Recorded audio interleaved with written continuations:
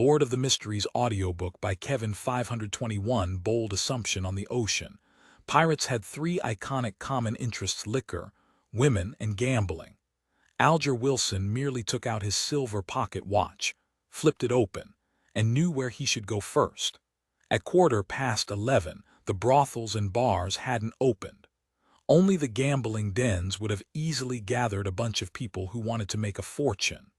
Alger was more familiar with this port city than his tiny hometown. He proceeded without stopping at all while he navigated his way, smoothly turning at every corner until he arrived outside a casino that was located in a secluded alley. According to what he knew, the owner of this casino was a gang leader with a deep background. He had an inexplicable but indistinct connection with the important figure at the Governor General's office. It was the first choice for many pirates to purchase and sell their stolen goods. Because of this, pirates often appeared here. They might exchange their loot for gold pounds in the morning, but they would lose everything at night and get thrown out. Alger pulled on his thick brown coat, pressed down his cap, a piece of fashion wear that came from the mainland, and pushed open the half-closed door. Under the watchful gaze of the bouncers, he entered the casino. Casinos were prohibited within the Lone Kingdom. They could only be attached to bars as rooms, but in the kingdom's vast overseas colonies, not only were they legal, but they were also a mainstay industry. Among them, Bayam of the Rorsted Archipelago and Aleth of East Balam were the most famous in the area. Many tycoons would specially visit them from Backland or Midseashire's coast for a big day of gambling. Surveying the area, Alger saw a variety of card games, as well as dice-derived turntable games. As it was still early, there weren't many gamblers, and Alger quickly scanned them all. Suddenly, his eyes lit up, and he instantly recognized the identity of a disguised person. He took off his hat, walked up to a Texas poker table, and patted his target's shoulder. He bent down and whispered into the man's ear, blazing. Danitz happened to be flipping the corner of his card with his right hand, so he almost jumped out of his skin from the slap and nearly sent a fireball towards the guy behind him. After he had been attacked by Seer Pathway, he knew that he shouldn't seek out information with his true appearance, as he could be targeted by greedy pirates. Although most pirates weren't strong and didn't register as a threat to Danitz, he still didn't want to reveal himself, lest it set back the plan of hunting Seer Pathway. However, to his surprise, the disguise he took great effort to don was exposed just an hour after he left home. He turned his head quickly to the side and glanced through the corner of his eye at the person who had greeted him.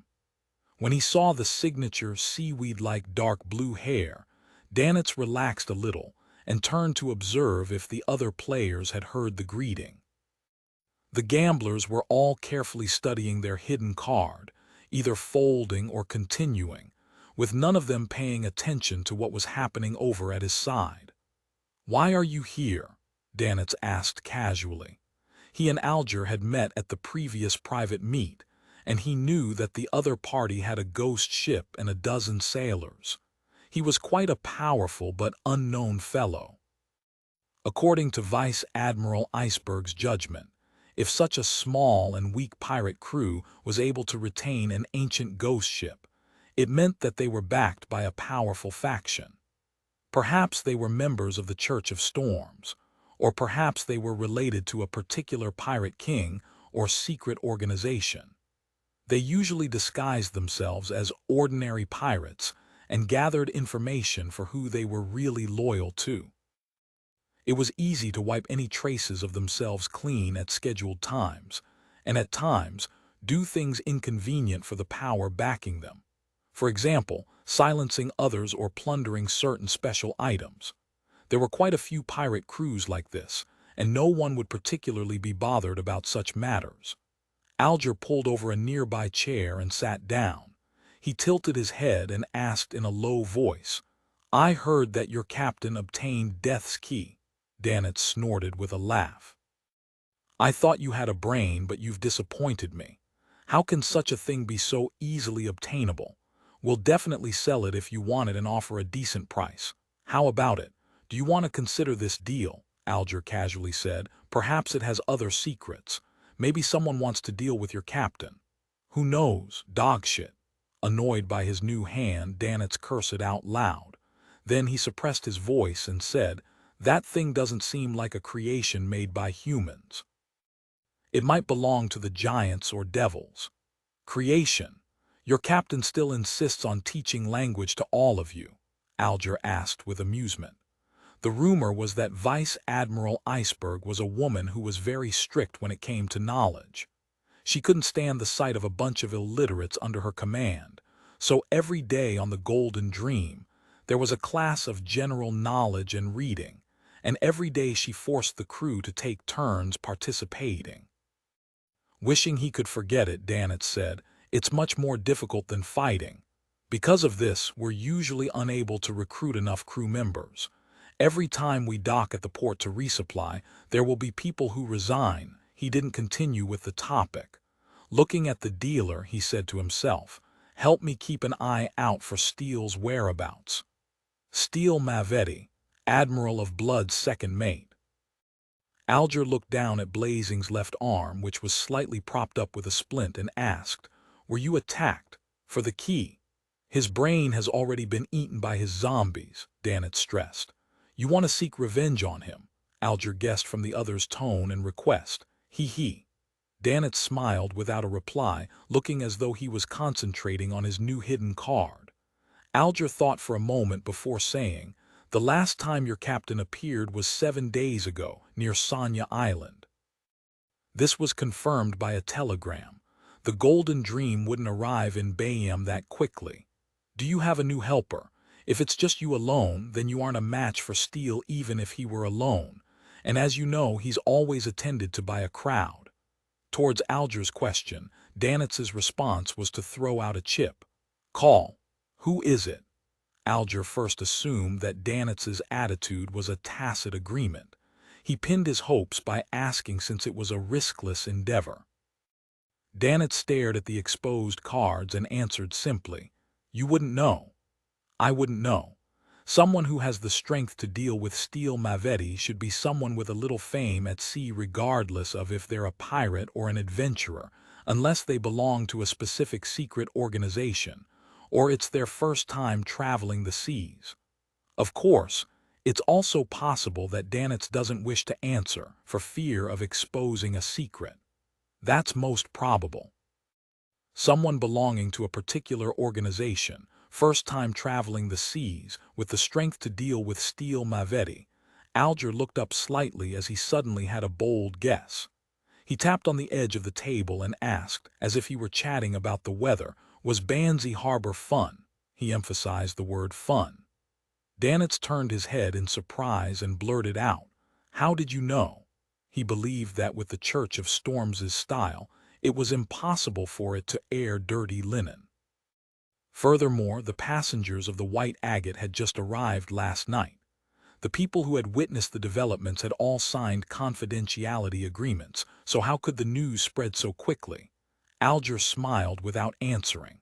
At this moment, he understood the value of Emperor Rosel's words: boldly hypothesize and carefully verify. Danitz put away his winnings and muttered, "It's no big deal.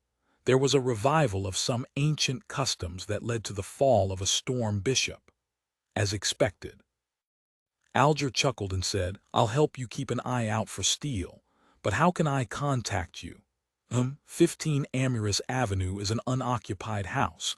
Write the information on a piece of paper and throw it in," Danitz answered hesitantly. Alger nodded and stood up while patting Blazing Danitz on the shoulder.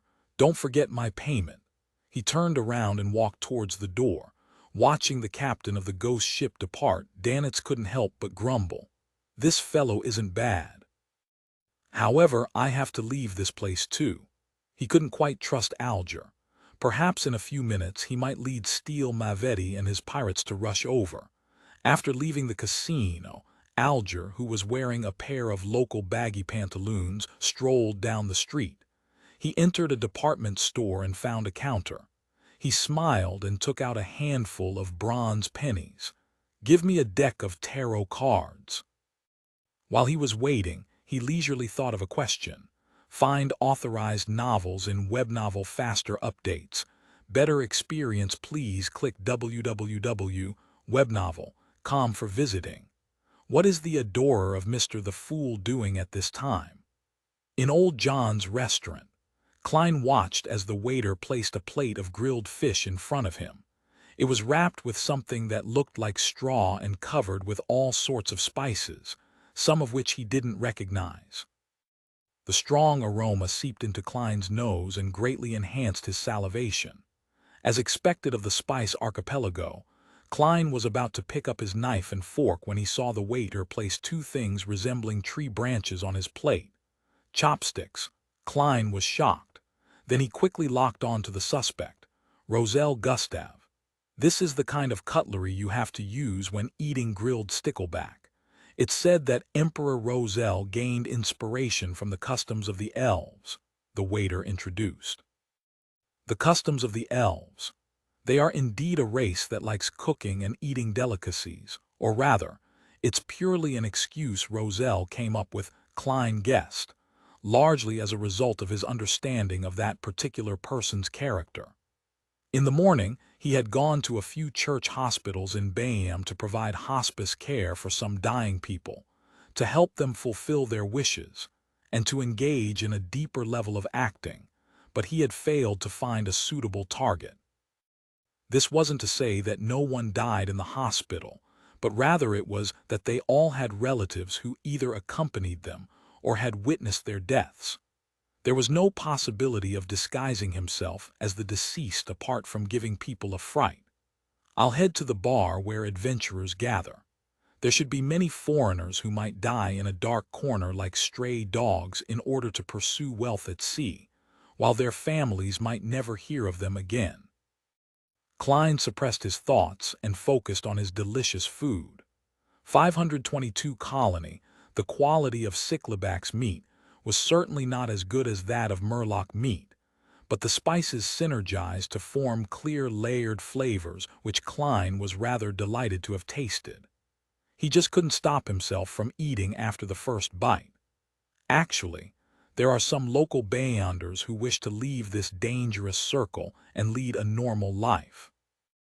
It's completely possible for them to head to Backlund and open a roasted cuisine restaurant, selling grilled fish as their specialty. With the city's acceptance for many things, their business definitely wouldn't be bad. The only problem is that many spices aren't as cheap as they are here. The cost will be very high, and a location has to be chosen to cater to the target group. Klein put down his rather crude chopsticks and wiped his mouth with a napkin, letting his mind wander. In his view, commoners were unable to find the means to get rich, mostly because they didn't have enough vision. However, one's vision was also limited by the education they received and their daily experiences. Bound by social class, it was really hard to escape from it and break through this limitation. The most effective way was to strive for a higher level of education, and the second was to take risks and head out on an adventure. Of course, the risk was huge, and many people vanished silently while taking this path. Klein spent 2 soldi and 5 pence for this meal, which wasn't cheap, but he had always been willing to spend money on good food. Besides, his main expenses had been paid for by Danitz recently. Pulling at his collar, putting on his hat, and holding his black cane, he walked out of old John's restaurant, just in time to see a police officer driving a tramp out of the street. The natives of the Rorsted archipelago had darker skin than the people of the southern continent. It was close to the kind of bronze which was often a result of exposure to the sun. Their hair was mostly dark and naturally curled ever so slightly. They were quite different from the colonists from the Lone Kingdom. It has been less than 50 years since the place had been completely colonized.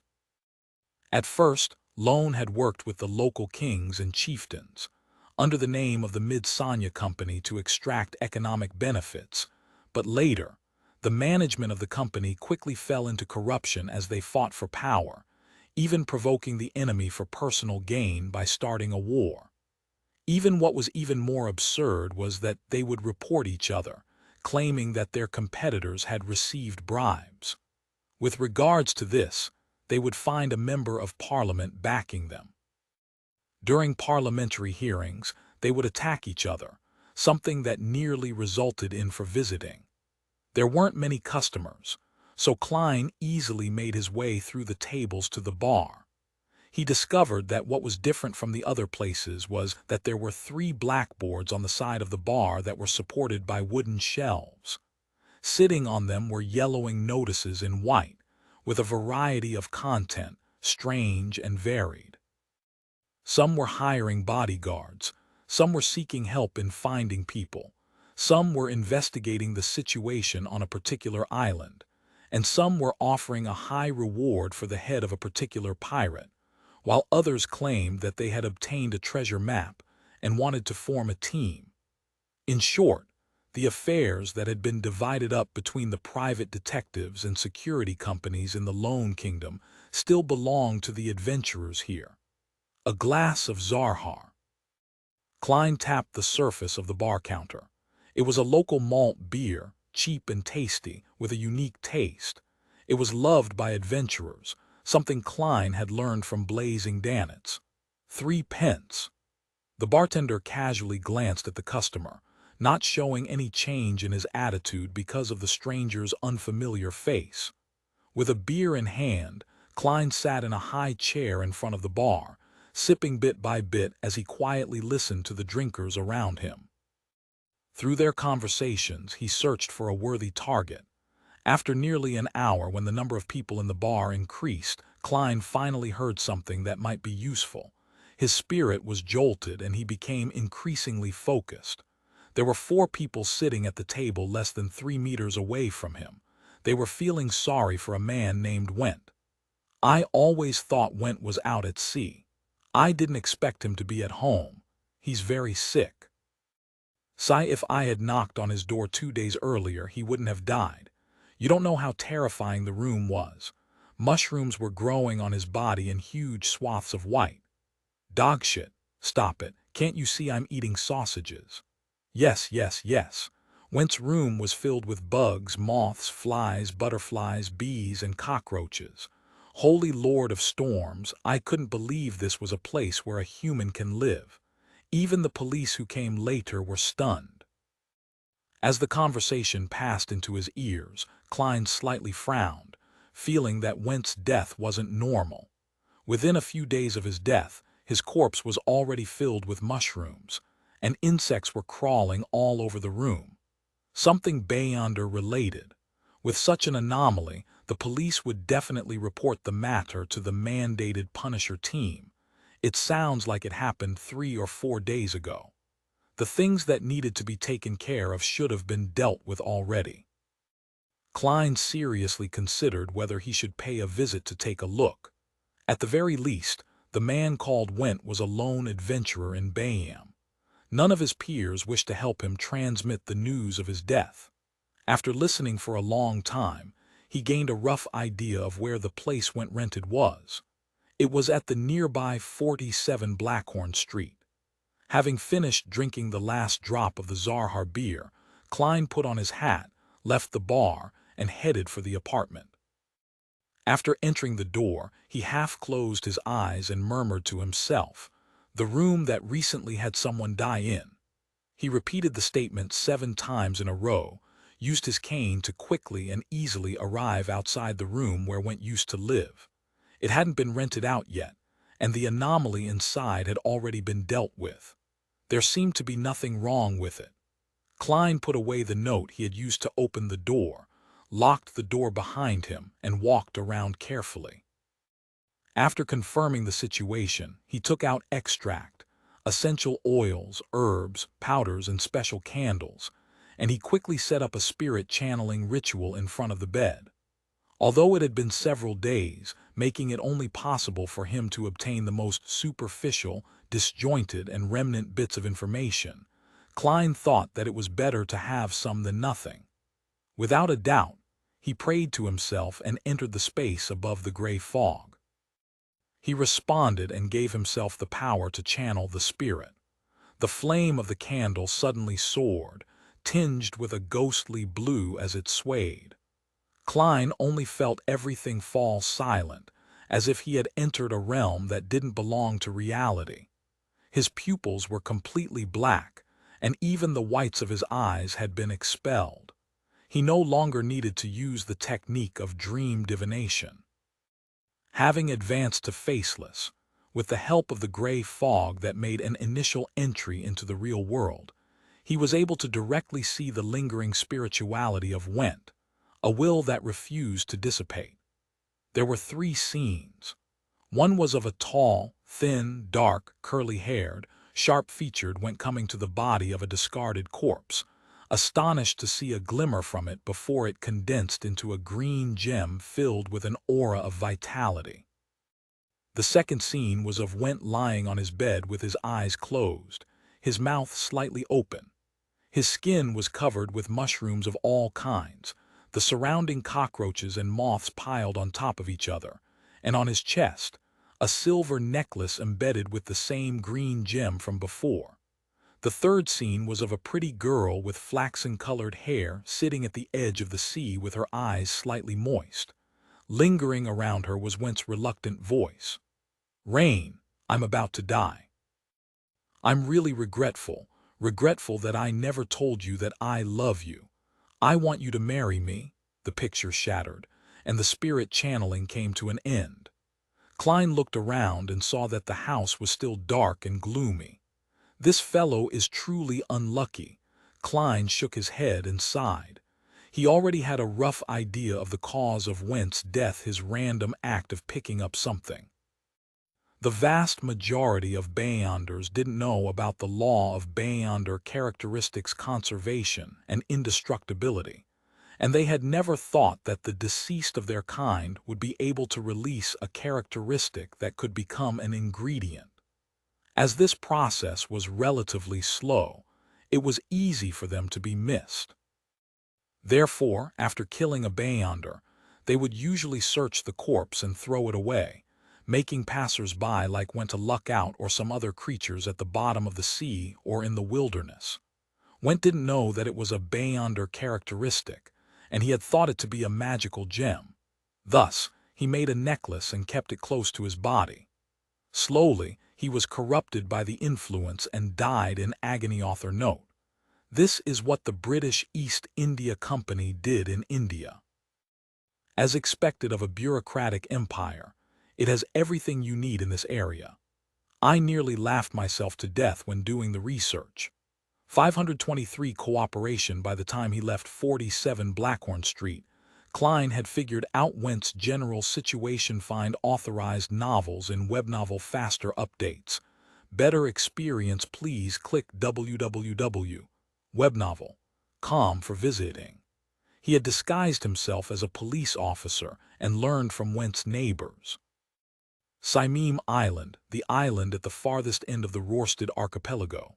From Bayam, it'll take 4 to 5 hours to get there by liner, and there are only 2 trips a day, at 9 a.m. and 10 a.m. respectively.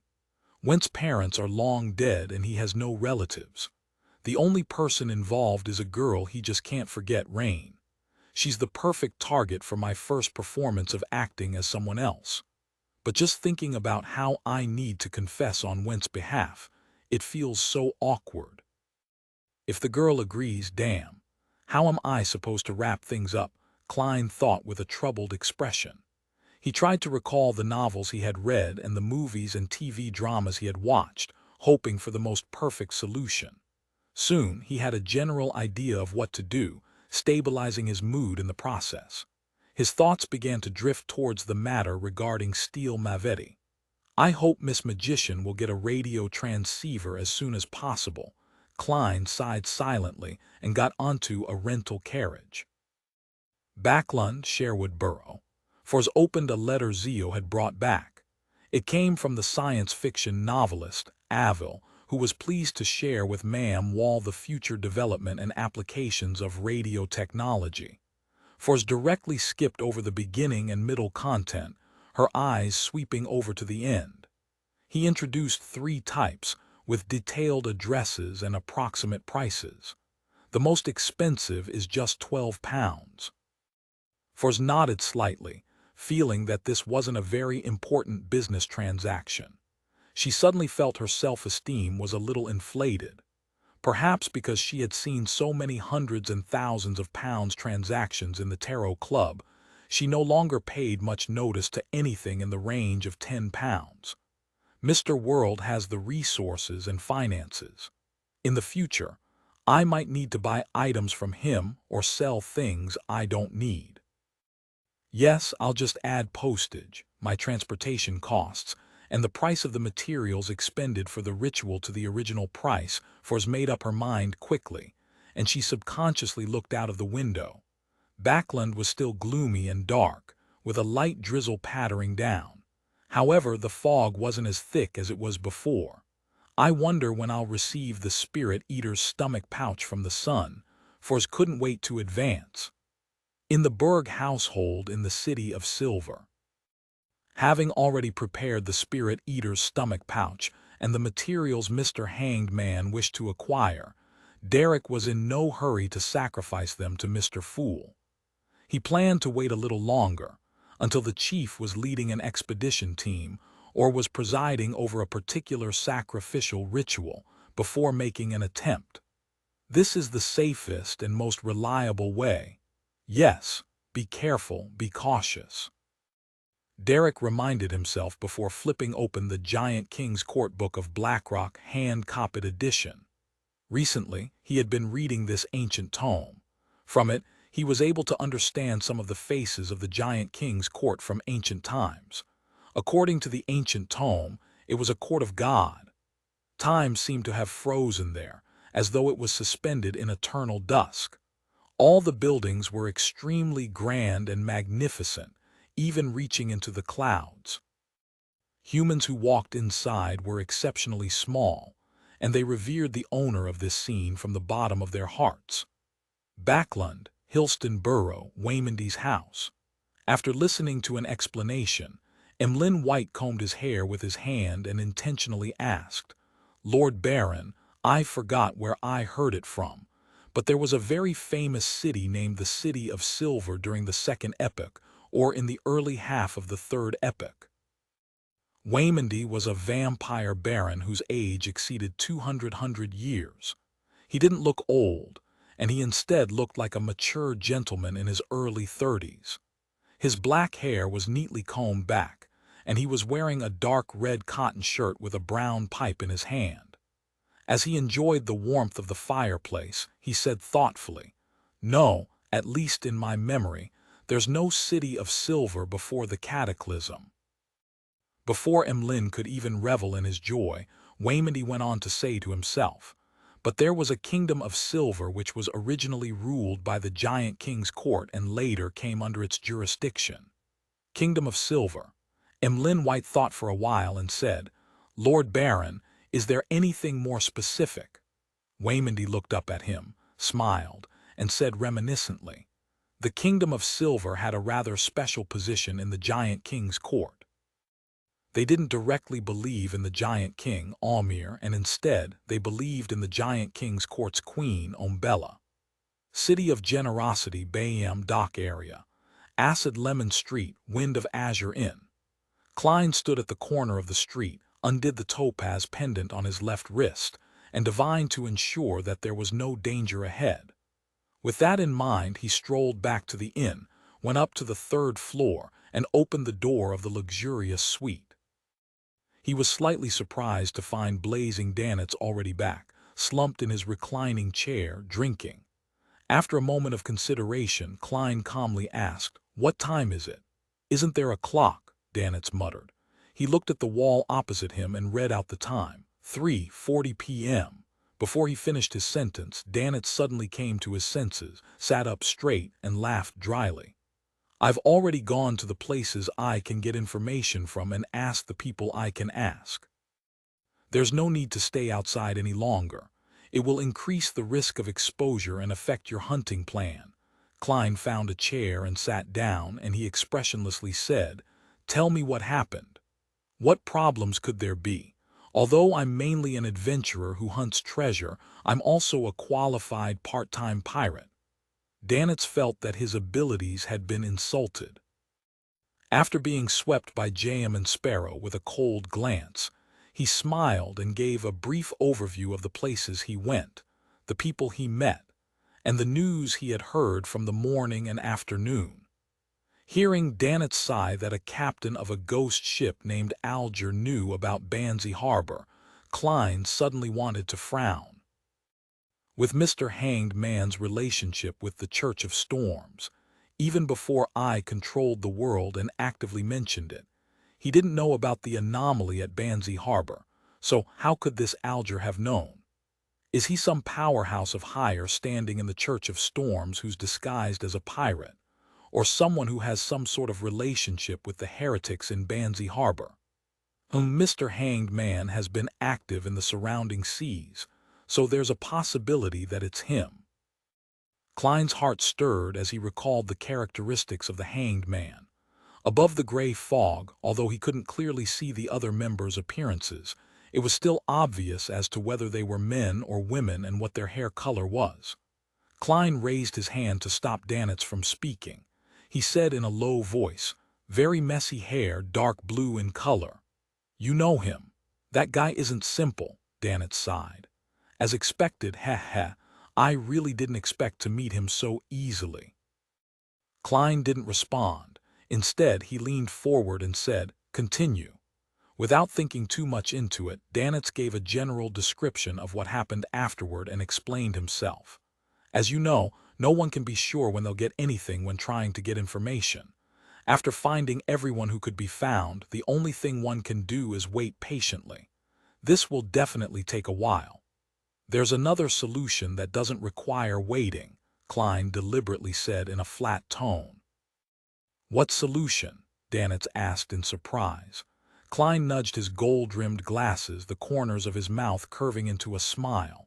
"Use bait." Danitz looked at him, momentarily puzzled. In just a second he had come to his senses. Only he could be the bait. As for fishing for the enemy, no one cared if the bait was actually swallowed or not. One only cared if the prey could be pulled out. Simply put, bait was a highly risky species. That's not a great solution." "Yes, that's what my intuition tells me. I should be able to gain something from the Red Theater. I'll go over there to take a look." Danitz took his coat as he eagerly rushed out the door. Klein originally wanted to tail far behind Blazing and see if he could find any clues, but suddenly he heard layers of illusory prayers. It came from a man. Klein paused thoughtfully and turned into the washroom. 10 seconds later, he appeared above the gray fog. He saw the crimson star that represented the Hanged Man constantly burgeoning and shrinking. As expected, Klein sat down, leaned back in his chair, and emanated his spirituality. The voice of the Hanged Man became clearer. "Honorable Mr. Fool, I'm currently instigating a key related to Vice Admiral Iceberg. I met Blazing Danitz at a casino and learned that he was a witness at the anomaly in Banzi Harbor. I also learned that he plans to join forces with a powerful figure to deal with Seer Pathway. I suspect that Blazing Danitz is working with your adorer, so I've prayed to you. If this is indeed the case, and if he wishes to receive a certain degree of assistance, I can be of some help." Mr. Hanged Man has indeed guessed Jam and Sparrow's identity.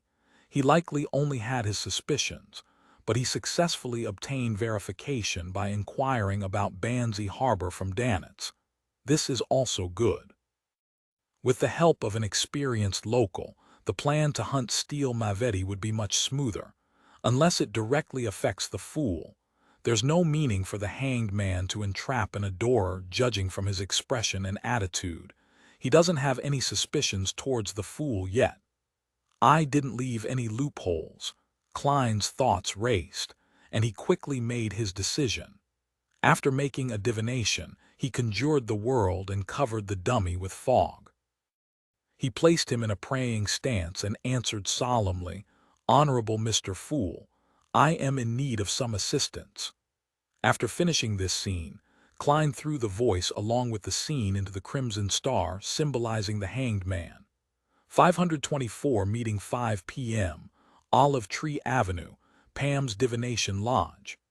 Alger Wilson pushed open a brown wooden door with panes of glass situated above it, and he entered the cafe that had a mysticism theme.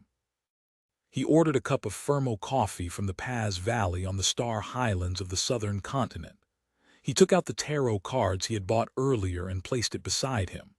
The top card was the Hanged Man, depicting an angel hanging upside down with his hands tied behind his back. Unlike this morning, he had changed into a dark, classical robe and wore a clergyman's biretta, like a warlock or magician from folklore. After taking in a silent breath, Alger slowly sipped his coffee. He didn't show any anxiety from waiting. After about 5 or 6 minutes, the thick brown wooden door opened again, and a young man in a black tweed coat and a half-top hat came in. The gentleman's appearance wasn't even 30 years of age. His face was thin and angular. He had both a mature and gloomy temperament. It was none other than Klein, who had slightly modified his appearance and changed his persona. He wasn't wearing gold-rimmed glasses, but his eyesight was unaffected. With a casual sweep with his eyes, his gaze landed on Alger's dark blue sideburns. Klein looked down and saw the Hanged Man card placed face up on the deck. Without a word, he walked over, took off his hat, and sat down opposite Alger. He said with a grim smile, "I'd like to have a divination." As he spoke, he had already taken in the appearance of the most senior member of the Tarot Club. Deep facial features, rough outline, with a clear, weathered look. It's obvious he was a person adept at fighting and is often outdoors. His skin is bronze in color, but it differs from that of the natives. He's like the result of a pure Lonese being battered by the elements for years, but the dark blue hair is more peculiar, something that doesn't belong to Lone. It's closer to the colonists of Daisy Bay who live in Berserk Sea region. Mixed blood, Klein made his judgment. Alger looked at the gentleman across him, slowly superimposing his image with that of the world. Then he pushed out the tarot card and said in a low voice, "This requires you to shuffle and cut your own cards." Klein reached out and picked them up, spreading them fully to take them in. Following that, he gathered them together and did a reshuffle. He cut the cards continuously, took out 3 cards and placed them in an arrangement of past, present, and future. Klein slowly leaned back, but he turned over the middle tarot card with his right hand. It showed a naked woman wearing only a purple silk scarf, surrounded by a green wreath like a door. This was the world, numbered 21. Number 22 returned to 0, symbolizing the fool. "How should I interpret this?" Klein asked deliberately. Although the Hanged Man hadn't explicitly mentioned that the world was the adorer of the fool, Klein didn't think it was necessary to hope otherwise. He felt that being honest about it aided in establishing his image if Alger hadn't guessed it. Then it was an act of being open and confident. If Alger already knew about the matter, it would make the world appear at ease, as if everything was within his grasp. He knows I know. He already believes that I've guessed it before raising the topic above the gray fog. Impressive. Alger's heart skipped a beat as he replied at a moderate pace. It's inverted. It means that things will fail due to a lack of preparation. What kind of preparations are needed? Klein thoughtfully nodded and asked. Alger took back all the tarot cards apart from the world and skillfully reshuffled and cut the cards. Then he flipped open the top card. It was the Hierophant. Alger's voice remained deep and low. You need advice. You need the help of faith and religion to avoid going down the wrong path. Without waiting for Klein to speak, he followed the sequence and turned over the second card. On it was the moon, which overlooked the land. You will be confused, you will be exhausted, and you will be wandering in your dreams, but this is only temporary. Next, Alger handed over a third tarot card. It was the sun. Everything shall pass and the light will shine upon the land, he spoke like a charlatan. Klein remained silent for a few seconds, then seemingly asked for confirmation. Church, dream, son. A hint of a smile spread across Alger's face. He nodded slightly and said, "That's right." He had hidden hints for the follow-up plan during the tarot divination. In fact, in a situation where he had no skin in the matter and wasn't even noticed, there was no need to be so tactful. He could have described things in detail directly, but Alger felt that he still needed to test out an adorer like the world. He wanted to know if he was smart enough, rather than relying on his strength. Find authorized novels in Webnovel Faster Updates. Better experience. Please click www.webnovel.com for visiting. If their intelligence were on the same level, Alger felt that they could cooperate more in the future. There was no need to talk too much between smart people. On the contrary, he would try to not involve the world in his own affairs. He would only ask for help when he needed a helper, unless Mr. Fool had other orders. Now, the world's response and previous performances had confirmed that he was sly, vicious, and experienced. "Heh, I'm a tarot card expert on such matters, Mr. Hanged Man. You're just a rookie." Klein secretly laughed, belittling him inwardly. The message hidden in the Hanged Man's interpretation was very simple. The Hierophant meant that he wanted to inform the Church of Storms about blazing Danitz and Steel Mavetti, and then use the power of the mandated punishers to divide the enemy and reap the benefits. This was something Klein often used, so there was no difficulty in understanding. The Moon and the Sun cards which followed were a reminder and warning from the Hanged Man. Since the mandated punishers were involved, a certain amount of caution had to be taken. According to Alger's experience, his colleagues in Bayam would definitely use a sealed artifact that could force many people within its range to fall into a dream when dealing with similar issues. Mavetti's characteristic meant that there had to be a specific item in the Sun domain which targeted him. "I'm immune to dreams, so I'm not afraid of the Sun." Klein reached out his hand and half-turned the inverted the world card, turning it into its proper position, meaning that this plan was feasible and that he would make preparations. Alger raised his head and took a deep breath. The master here specializes in aromatherapy. She can use the fragrances of different essential oils, extract, incense, and flower essence to treat corresponding emotional problems and pacify the restless mind. Do you want to try it? Using the contact point at Amorous Avenue, Klein smiled in response. "Okay." The two of them looked at each other as they remained motionless. They stopped talking about the aromatherapy anymore as both of them already had everything laid out. Klein didn't stay any longer than necessary. He took out his pocket watch, looked at it, and slowly stood up. Alger wiped away his smile, pressed his hand to his chest, and slightly bowed. "Let us praise God. All divination outcomes come from His revelation." "Oh, you even know how to express your loyalty." Klein tried to hold back his laughter as he replied seriously, imitating Alger. "Let us praise God." He took 2 steps away, then suddenly stopped and looked back at Alger, chuckling as he put on his hat. "Frankly, you aren't suitable for that type of attire." Alger couldn't keep up with Mr. World's train of thought. When Klein had left the themed coffee shop, Alger retracted his gaze and looked at the mirror in the corner and took a good look at himself. Initially, he didn't think there was anything wrong wearing that. However, after the World's remark, he found it more inconsistent the more he looked at himself. Finally, he understood why he had said that.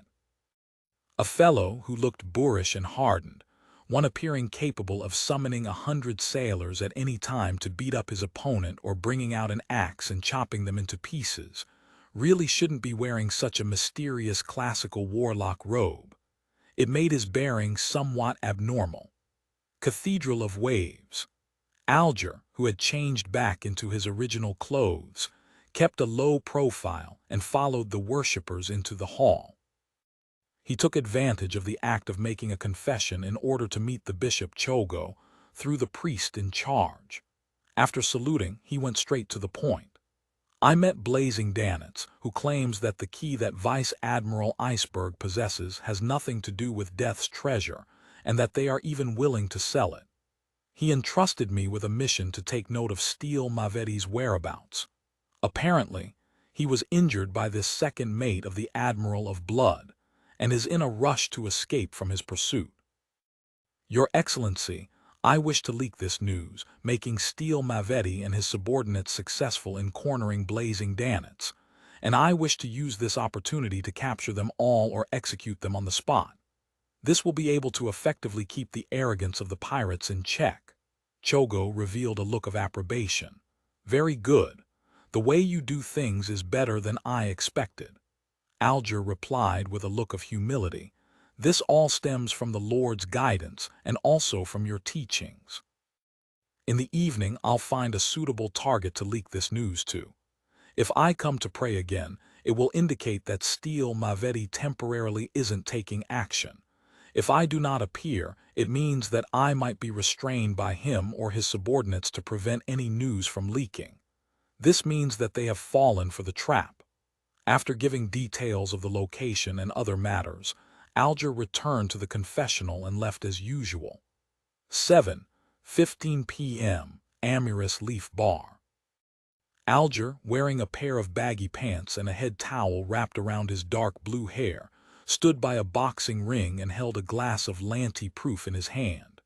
With a mocking expression on his face, he looked at the two contestants with bruises all over. Soon, he noticed his target had entered the room and was heading straight for the bar counter.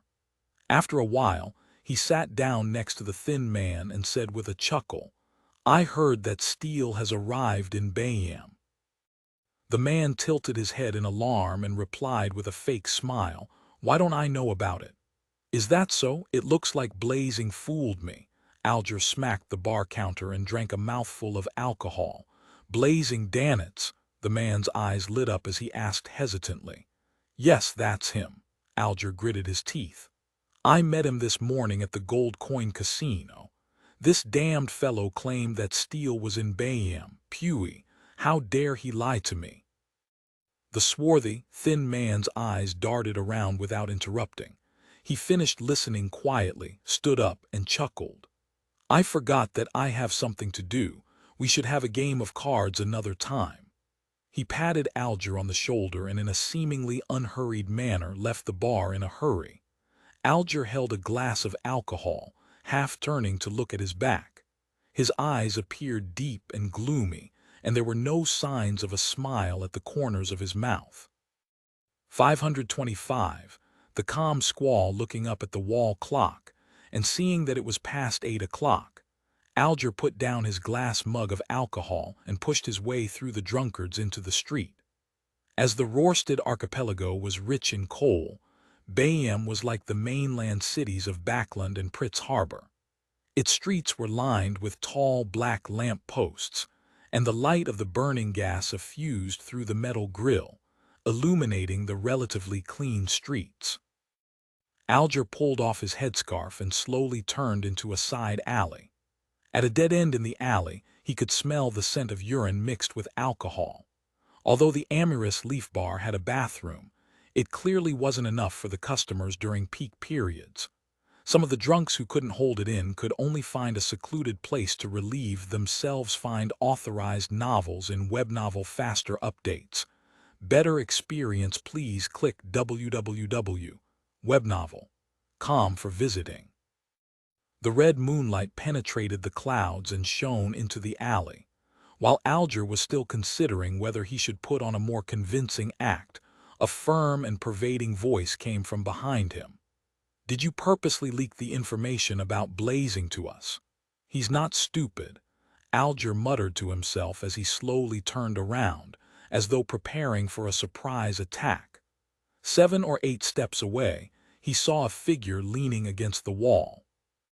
The figure was about 1.78 meters in height, and it wore a boat-shaped hat. Its face was thin and sharp, and it wore a look of aggression. He had a lock of black hair hanging down, half obscuring the dark green eyes on his left side, which softened his own coldness. Even though there was often quite a difference between a wanted poster and the person in question, many famous pirates didn't even don disguises as they wandered the city. As an insider of the church, Alger had seen many almost photographic portraits drawn with rituals and had participated in pirate conventions. He was still able to successfully link the person in front of him to a name on the bounty notices. He didn't express this point and deliberately hesitated before asking, "Calm Squall." He was the chief helper of Steele Mavidi, a Beyonder who was good at controlling his emotions and thinking calmly, but he was also inhumane and had a 1,500 pounds reward offered for him. The man pulled at his black windbreaker and revealed an empty smile. "Can I deny that?" "Well, probably not, just like how you can't deny that you deliberately mentioned blazing to Omaru. He's not someone who enjoys using his brain, the complete opposite of me. I've never thought of lying. I only wish to obtain some payment for the news you received from me. Between Blazing, who's alone, and Steele, who has so many helpers, anyone with a brain would know which to choose. Of course, I wish that you keep it a secret. I don't want to be pursued by Vice Admiral Iceberg," Alger replied frankly. Squall nodded his head leisurely and said, "Tell me the specifics." "Just like I mentioned before, I bumped into and recognized Blazing at the Gold Coin Casino. He entrusted me to take note of Steele's whereabouts." "Heh, it seems like he wishes to launch a counterattack," Alger said with a scoff. "We agreed upon a point of contact. I believe this is intelligence worth at least 1,000 pounds. 1,000 pounds, look up at the crimson moon. Are you dreaming?" Squall scoffed. "This might be a trap, don't you understand that? Blazing might very well have found helpers, which is why he dares to seek us out. It's not for me to judge whether it's a trap or not. 500 pounds, less than that, and I'd rather pretend that nothing has happened." Alger attempted to argue on the basis of reason for the reward. 300 pounds. You have to follow me somewhere and stay there for some time. It's to prevent you from selling this piece of news to others and spoiling our plans. We'll pay you when we capture Blazing with the intelligence you provided or have his spirit channeled. Don't worry. Food, alcohol, and a bed will all be free. Regardless, you lucked out. If there are any accidents that had resulted from you, I believe you'll know the outcome," Squall suggested with a tone which didn't allow for refusal. Sure enough, just as I expected, with my background being unknown, and with me not being too dangerous, the possibility of them choosing temporary detention is much higher than silencing me. However, I've also made preparations for a worst-case scenario. As long as I'm not too careless, escaping isn't a problem. Alger deliberately acted like he was in a dilemma as he said, "No more than 2 days, or my crew will leave with my ship. I'll inform them if it exceeds 2 days." At some point in time, a sharp scalpel had appeared in Squall's palm, and he was making it jump and spin like an acrobat. After Alger described in detail the point of contact at 15 Amorous Avenue and the corresponding communication methods, Squall didn't speak further. He turned around and led Alger as they turned at every corner, and they arrived at an unknown street before entering a nondescript house. "Long time no see," blue-haired captain of a ghost ship. The door was opened by an old man with hair that had more white than black. He was dressed as a local and wore a pair of baggy pantaloons.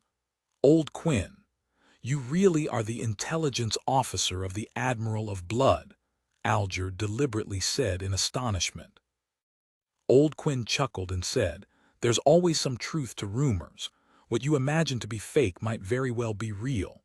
He didn't switch on the gas wall light, but he carried a silver candle lamp in his hand as he guided Alger and Squall through the dark hall into a spacious, windowless basement. "You'll stay here for a while. My friends and I will be in charge of watching you and also provide you with alcohol and food," Old Quinn said with a laugh. To show our sincerity, we're not going to disarm you. All right. Alger took the initiative to walk to the low bed in the basement. Old Quinn closed the heavy stone door and locked it behind him. Squall didn't linger on but hurried away, checking repeatedly to see if he was being followed. After changing to a rental carriage, he came to a lone enclave in Bayam. It was also the residential area of the upper class. As he entered a garden bungalow, Squall saw Moretti sitting on a sofa in the living room, waiting for him. The others were either lying, standing, or sitting in a semicircle, with puppets and zombies acting as guards around them. Steele's lips were thick, his skin swarthy. His hair was curled up like steel balls often seen in factories. Is the intel reliable? The muscles on his arms trembled, exuding vibes of tremendous strength. However, his entire being emanated a cold and sinister feeling, as if he wasn't a living creature. Squall nodded. He's a pirate captain who serves money. I've already detained him at Old Quinn's place. If there really is a problem, he definitely won't be able to leave that place alive. I think he knows this very well. At this point, Squall revealed a cold smile.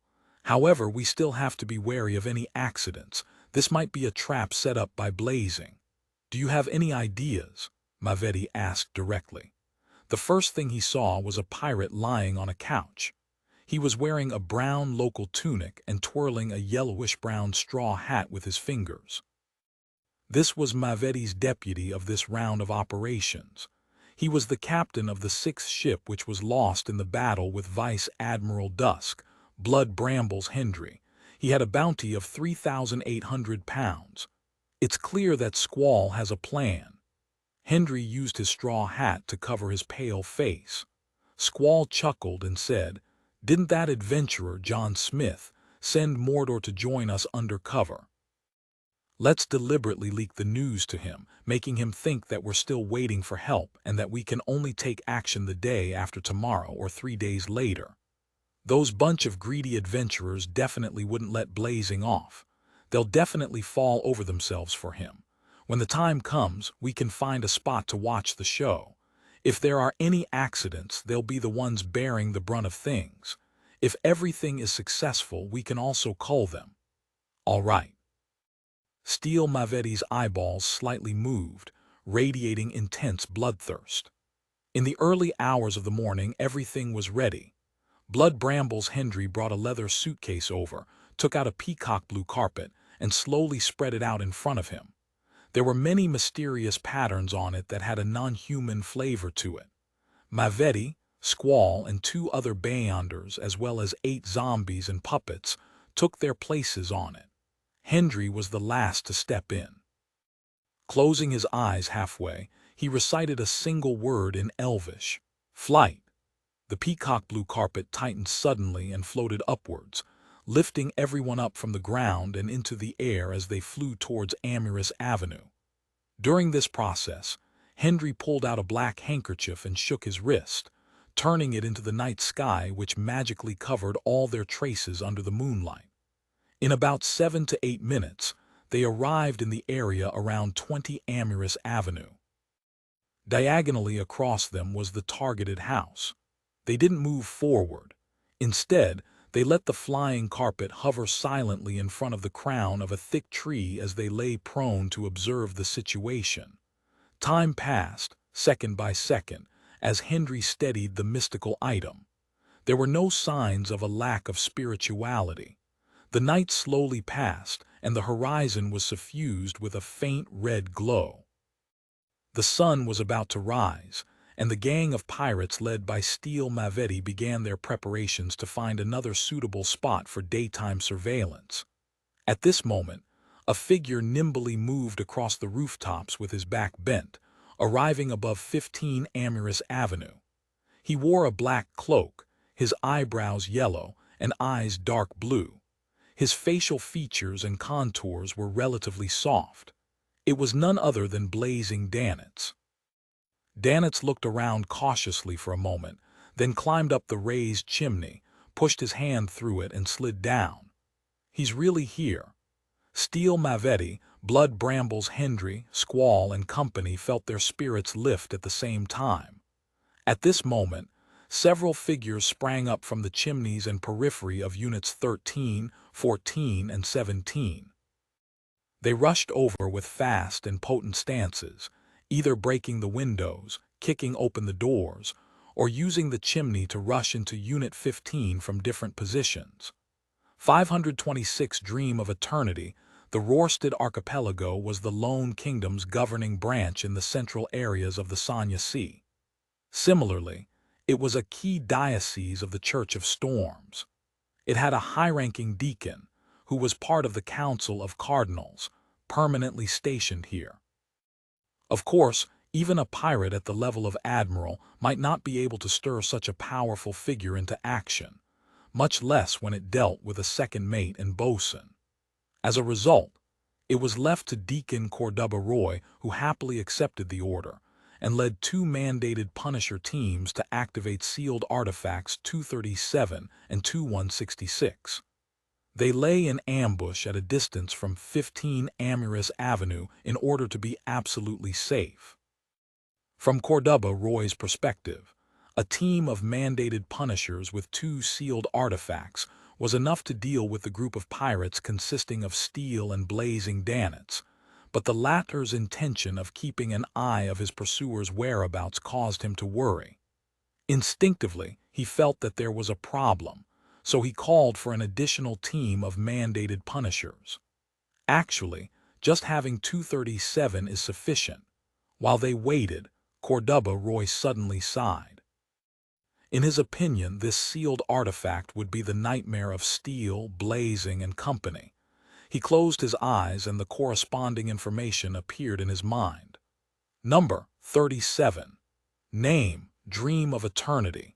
Danger grade, too dangerous. It has to be used with care and moderation. It can only be applied for operations that require 3 or more people, a deacon or diocese bishop. Security classification. Bishop, team captain, and above. Find authorized novels in webnovel faster updates. Better experience, please click www.webnovel.com for visiting. Sealing method, place in boiling water. Description. It has the appearance of a heart. It's black in color, feels ice cold to the touch, and is filled with holes, often making a sound like a flute. This item originates from a primitive tribe in West Balem of the southern continent. They have spirit warlocks as their leaders and are nocturnal. A lone army company conquered the tribe, received the object they revered on the altar, and in the week that followed, there were cases of soldiers acting abnormally, going mad, committing suicide, and so on. Research shows that as long as one comes into contact with this item, they will enter a long dream. If not woken up by someone else, one will forever remain in that illusory world. On the surface, they would appear frustrated, fearful, and confused. One's mental and biological states will gradually change. The researchers who were awakened were still unable to tell the difference between reality and dreams for a long time, which led to a series of tragic events, including but not limited to expressing love to their superiors, kissing the mouth of a venomous snake, suffering from depression, undressing and running naked, and attempting to bathe in boiling water. If they weren't transferred to another city, the only possible outcomes would be madness and suicide. This item can be used, causing all creatures within the target's surroundings to fall into the same dream. The user can choose the target to a certain extent and excluded companions. The effective radius is a maximum of 50 meters. Beyond that would burden the user tremendously, dealing severe mental damage. The user will enter a state of being unable to distinguish reality from dreams after the matter, and will have to leave the city where 237 is located for any chance of recovery. Many examples, see appendix, show that even without contact, this item can affect the surrounding population greatly unless it's placed in boiling water. Appendix. One, it is similar to the effects of a nightmare from the Evernight Pathway, but it's more prominent and uncontrollable. 2. Example 1. A keeper once forgot to add charcoal, causing the fire to go out and the temperature of the boiling water to drop. He soon had an abnormal reaction, and he was suspected to be dreaming of a beloved girl of his. He began to make a passionate confession to his glove and tried to engage in relation beyond that of friendship with it. Example 2. As his thoughts churned, Cordoba Roy suddenly saw blazing Danitz, the Golden Dream's fourth bosun, come to this point of contact to collect information. He gestured with his hand, signaling the mandated punishers to open the golden box engraved with numerous symbols and magic labels before taking out sealed artifact 237, which was soaked in boiling water. The golden box contained another sealed artifact, 2166. It could maintain the original temperatures of the objects inside, and to a certain extent it could change the weather, producing sun holy water rain. Of course, it also had very negative effects. Otherwise, the mandated punishers would have long used it to seal 237 instead of using it as a temporary trick. The most unacceptable negative effect was that no matter what object remained in prolonged contact with it, it would become infected with the characteristics of life, and it would also piously believe in the eternal blazing sun. Within the mandated punishers, a table had already appeared that sang praises of the eternal blazing sun every day, and there was a candle that wished to light itself every second to purify everything. In response, the irascible mandated punishers had turned the table into a pile of firewood, and they had lit it using the aforementioned candle. Seeing figures appear one by one and dashing towards 15 Amorous Avenue, Cordoba Roy didn't hesitate to press his right hand down, ordering the team member beside him to activate sealed artifact 237. An illusory fish scale immediately appeared on the surface of that member's palm, and he directly grabbed the sealed artifact that resembled a pitch-black heart out of the boiling water. The melodious sound of a flute rang out, and dense darkness enveloped the house at 15 Amorous Avenue. The scene before adventurer John Smith remained the same. It was still the bare, unfurnished living room and the black-cloaked blazing Danitz. He didn't appear like he was in a dream. They ran over with all their might, fired, and used their own abilities to successfully injure Blazing and capture the famous pirate who had a bounty of 3,000 pounds and was involved with the key to death. However, in the real world, they were sitting with their legs up, or swimming with their arms outstretched, or using their fingers as guns, with their mouths making shooting sounds. "Move out!" Cordoba Roy left his hiding place and rushed to the house at 15 Amorous Avenue. The other mandated Punisher team members were divided into two groups and began encircling the house from different positions. Before Cordoba arrived, the living room was already brightly lit, as if the sun was rising. Holy pure water dripped down like rain, it none other than sealed artifact 2166 being put to use. At a distance away, the flying carpet floated silently in the darkness. As soon as Steampunk Moretti and the others saw the mandated punishers appear, they immediately understood that this was indeed a trap set by Blazing Danitz. This son of a beach, he actually defected to the Church of Storms. Moretti growled as mania flashed in his eyes. Blood Brambles Hendry looked at Calm Squall and sincerely praised him. "Fortunately, we weren't careless. In fact, I didn't expect a foolish donkey like Blazing Danitz to cooperate with the Church of Storms," Squall said calmly. Perhaps the injured him was already captured by the mandated punishers, and he had no choice but to cooperate with them. Just as they were about to leave, they saw something protruding from the shadows outside the house at 15 Amorous Avenue. Something was sticking to the ground and quickly moving away. Blazing! Steampunk Moretti recalled the scenes of his failed ambush. "Danitz!" Hendry also recognized the man who had tried to escape with his magical powers. Squall was taken aback for a moment before coming to a realization. Either Blazing Danitz wishes to use this opportunity to escape the mandated Punisher's control, or he has other traps to use against us. However, for some reason, the mandated Punishers were attracted, so he had no choice but to give up and flee. Regardless, this is an opportunity. Blood Brambles Hendry glanced at the mandated Punishers who had stormed the house. As long as we seize this minute, we'll be able to kill and take away Blazing under the noses of the mandated Punishers. Steele Mavetti's hopes were momentarily raised as his eyes revealed an abnormal look of mania. After Squall nodded, he said to the other two Beyonders, "Take my zombies and puppets and guard this position. Once the mandated Punishers are here, use them to create chaos and take the opportunity to escape." "Yes, boss." The two Beyonder pirates jumped off the flying carpet at the same time with the zombies and puppets. The peacock blue carpet made a turn and shot ahead of Blazing. "Provide us support. Mainly be on guard against the surroundings. I'm worried that Danitz has other helpers." Squall seized the moment and said to the Blood Brambles Hendry. A smile appeared on Hendry's pale face. "All right." Without saying anything else, Squall nodded at Steele Mavetti. Relying on his advantage from being high in the sky, Mavetti was able to distinguish the mostly normal shadows, determining the direction of the target. He suddenly jumped off the flying carpet and landed heavily on the ground like a giant boulder.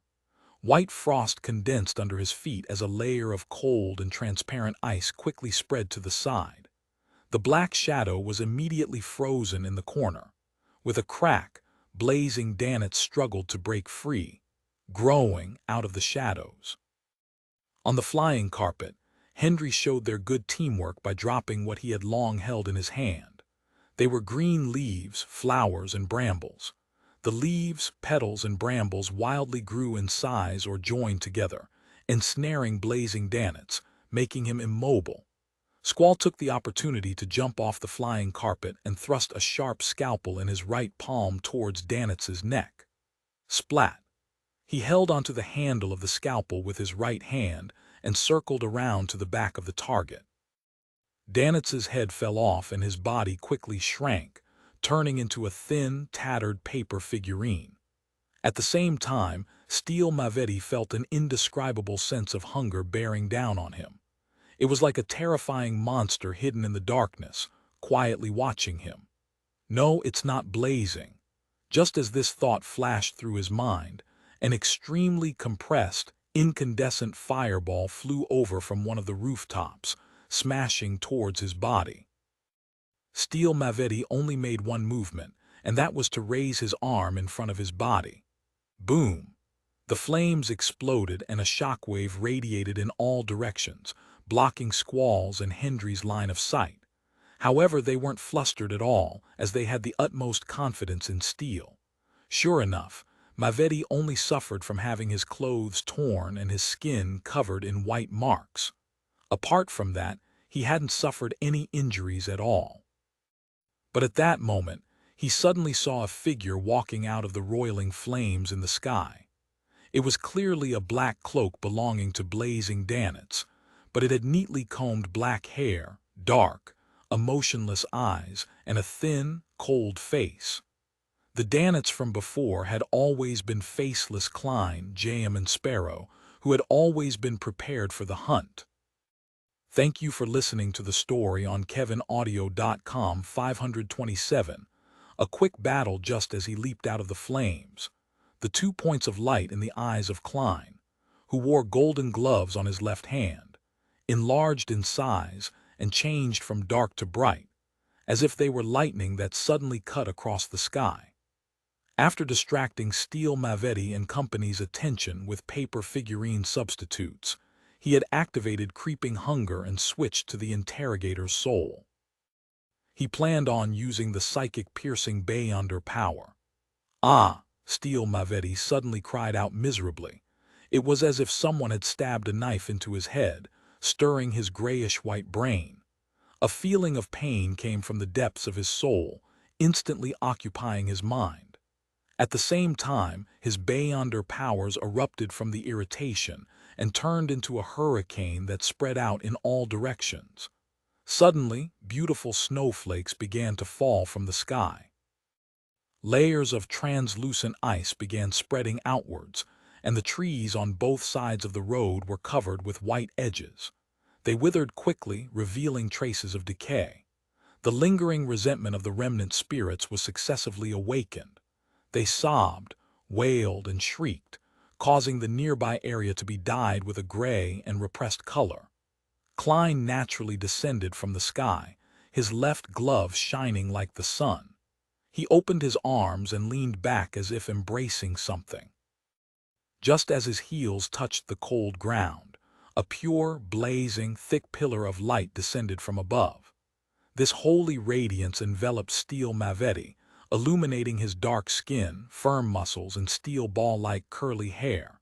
Priest of light, light of holiness. Without a sound, Moretti's expression became even more twisted, and his skin began to show signs of melting. At this moment, he was like a candle that had been thrown into a burning fireplace. Compared to the corrupted Bishop Millet, as a zombie, he was weaker towards such attacks. The damage he took was even more serious. The snowflakes stopped falling, and the ice on the ground quickly melted. The trees that had white edges revealed their brown colors. There was no doubt that the powerful beam of light had caught the attention of Blood Brambles Hendry and Squall. The former's expression changed as he reached into his secret pocket and pulled out materials casting magic. He planned to use his terrain advantage to save Steampunk Moretti. At this moment, a raven made purely out of flames suddenly appeared before his eyes. 1, 2, 3, countless fire ravens filled Hendry's field of vision like crimson stars. They flew over from all directions, flapping their wings in a dense, scorching hot formation. Hendry's heart skipped a beat as his gaze seemed to freeze. He immediately moved his hand elsewhere to grab another type of material. Whoosh! He scattered light blue powder on his body while he chanted in ancient Hermes, "Sea waves." The powder suddenly expanded and turned into dark blue waves that spread out in all directions. When they met the fire ravens, they made sizzling sounds and created a large amount of white fog. The fire wave from the previous explosion had subsided a little. Through the remnants of the crimson light, Squall saw that Steampunk Moretti's skin was melting like wax and his flesh melted inch by inch. He saw the unfamiliar man in a black cloak standing next to him. He didn't panic. Like a cold-blooded viper who had lost its emotions, he calmly raised his arms and abruptly pressed both his palms down. In a split second, he saw the thin, grim-faced young man's body sink. His movements had turned slow, as though the wings he used for flying had been snapped. As for Steampunk Moretti, he began to struggle and roll in order to avoid a second round of light of holiness.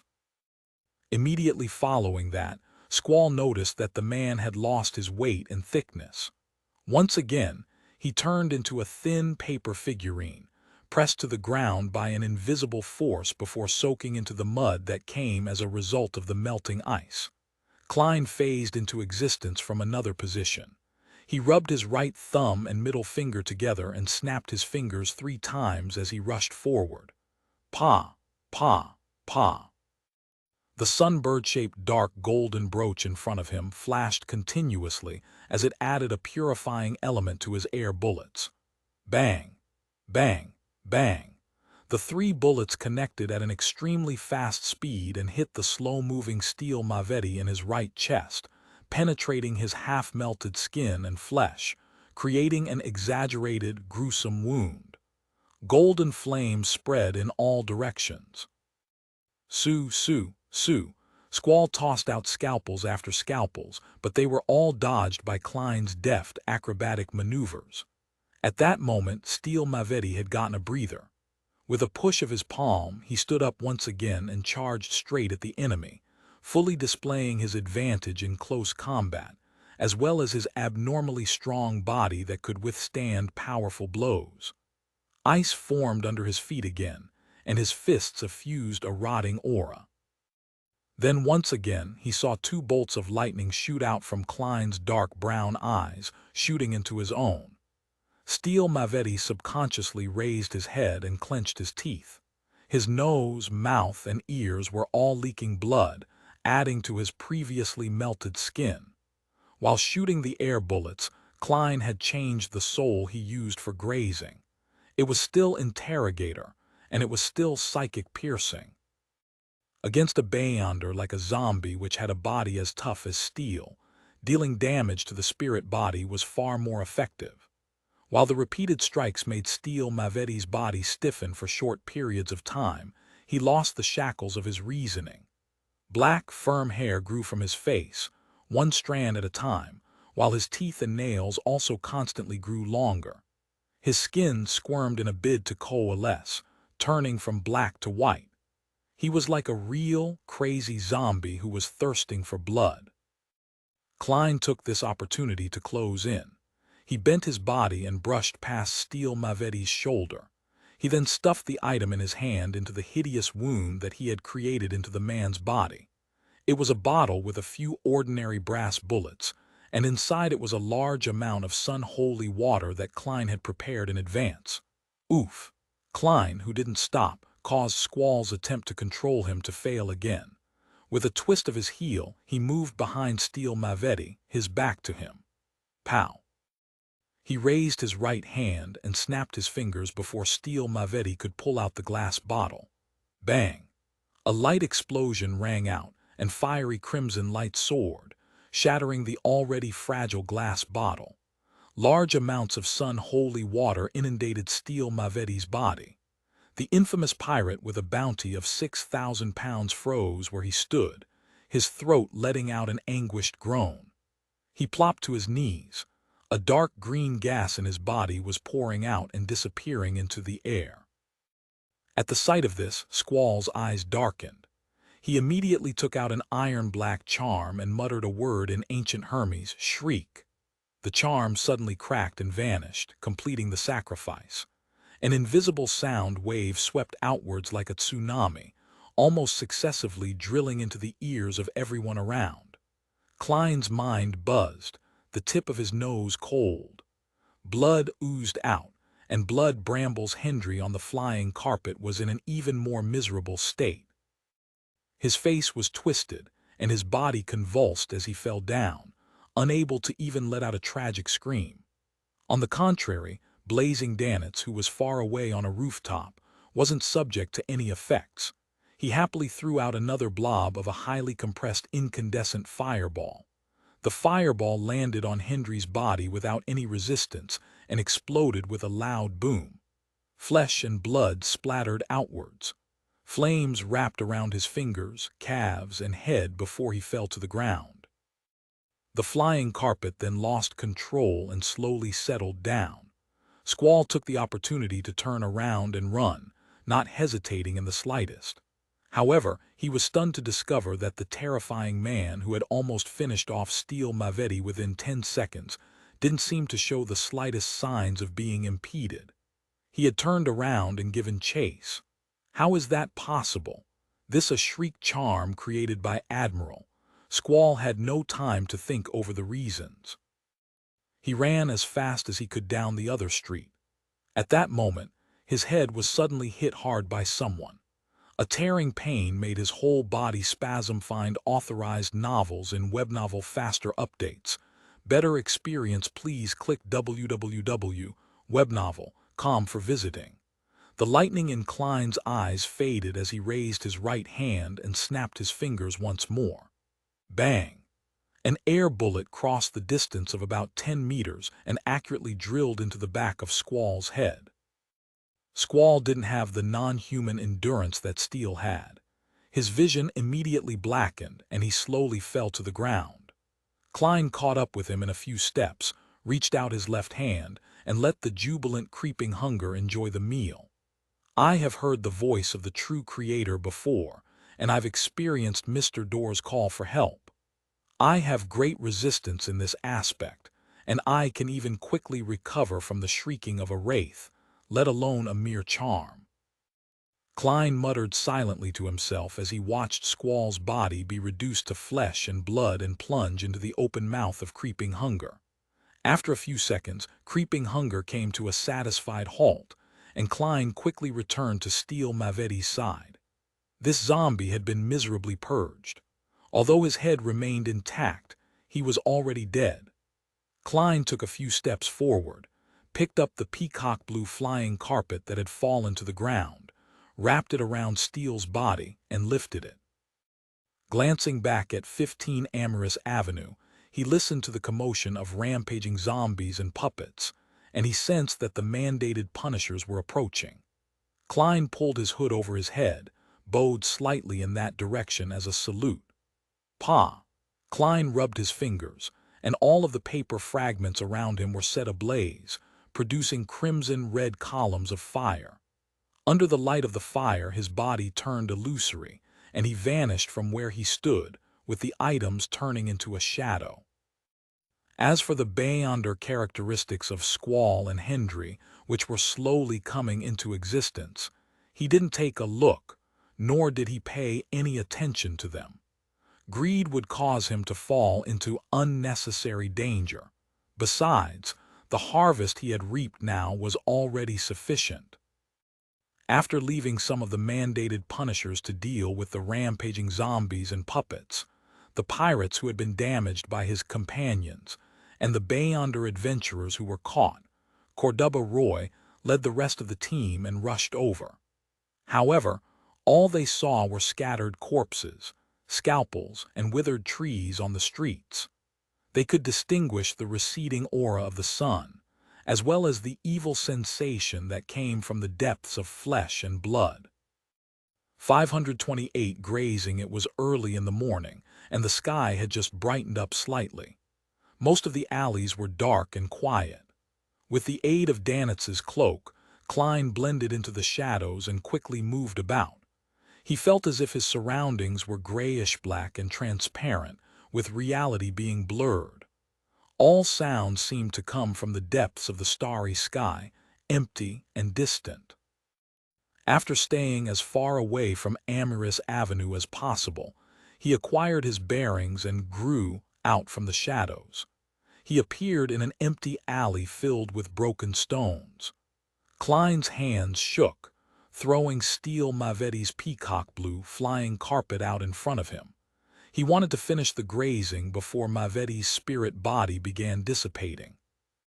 Throwing away the flying carpet, he took a step forward, stretched out his left hand, and extended his 5 fingers, aiming from above at the corpse that was still warm. Creeping Hunger revealed its original appearance, a thin material that looked like it was made up of human skin. 2 eyes had split open in the middle of its palm. Its pupils were bright red, as though they were dyed in blood. Whoosh! A bone-chilling breeze suddenly blew through the alley. It swirled around Steel Mavetti's corpse, twisting into an almost transparent human figure. One could vaguely see thick lips and curled hair that resembled steel beads. Mavetti's spirit body wore an abnormally pained expression as he tried his best to resist the suction of the Creeping Hunger. As for the grayish-white and blackish-green dots of light, they were like a surging galaxy, quickly flying out from his body and merging into the transparent figure. "No!" Mavetti let out a soundless scream, already being too late to beg for mercy. All he could do was desperately slip into the human-skinned glove, becoming attached to an empty finger, and revealing his beyonder characteristic that connected with the environment to a certain extent. This connection determined what powers would be usable when grazing Steel Mavetti's soul. Perhaps it would be 1, 2, but no more than 3 powers. Klein had no choice over the number and details before they became fixed, as it was purely random.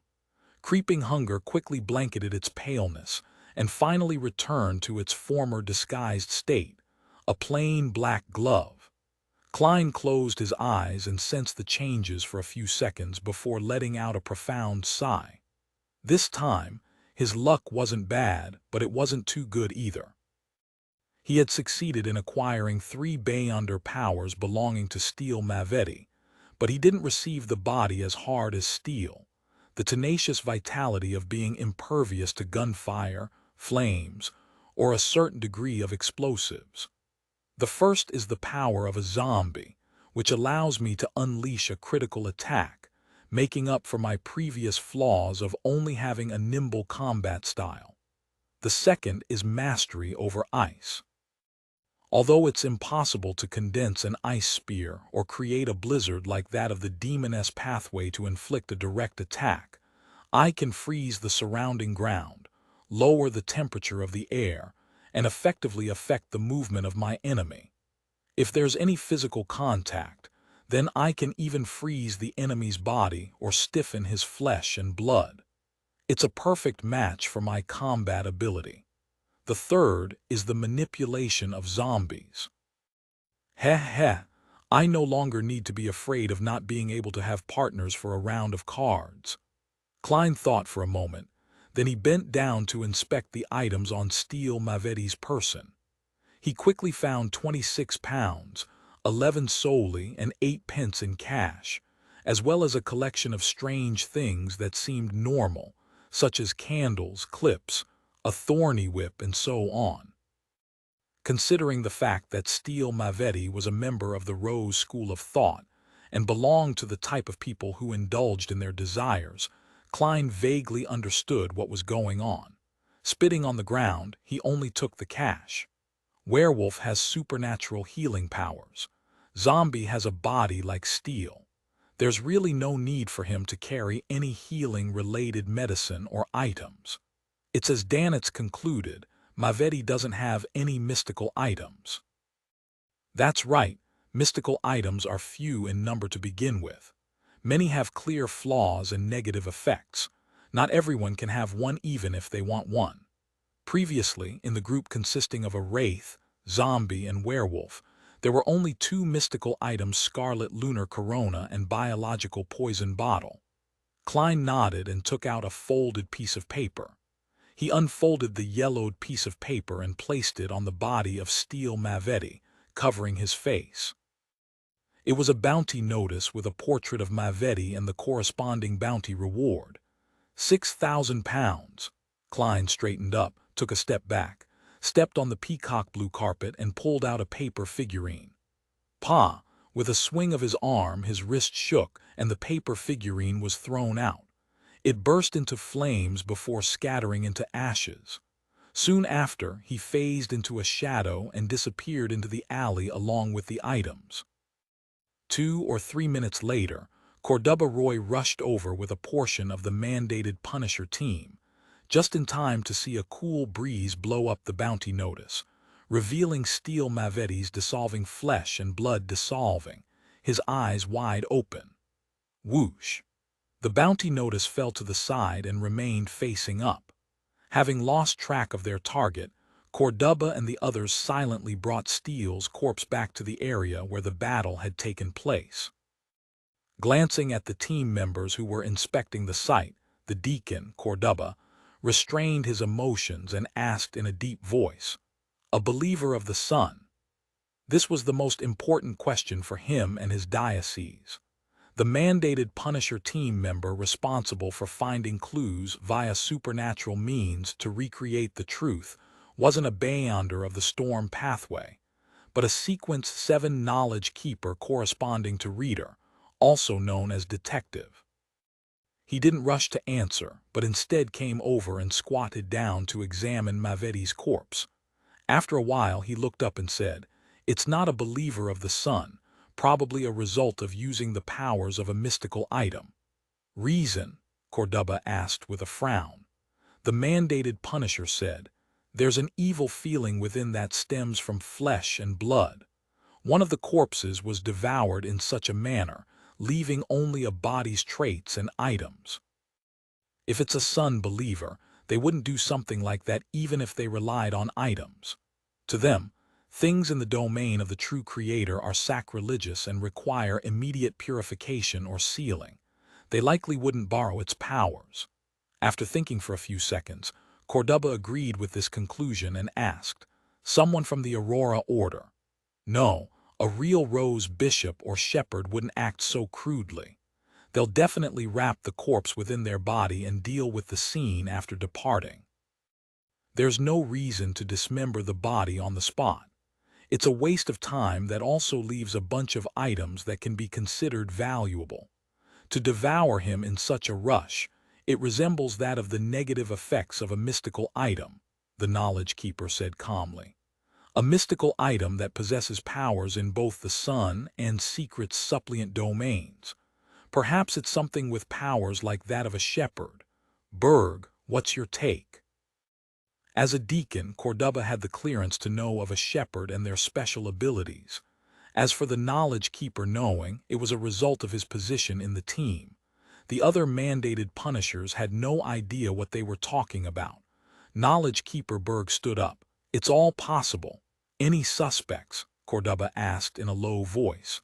Berg shook his head. "There are no suspects for the time being.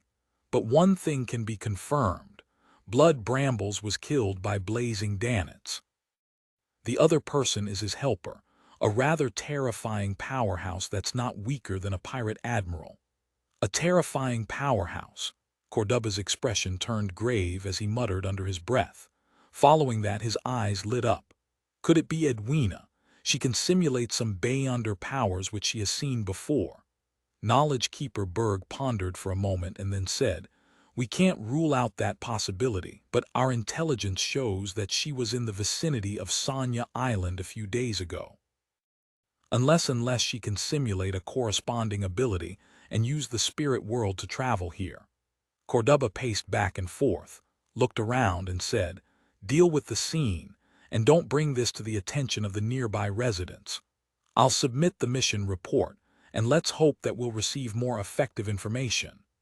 This involved a powerhouse whose combat prowess was equivalent at least a sequence 5.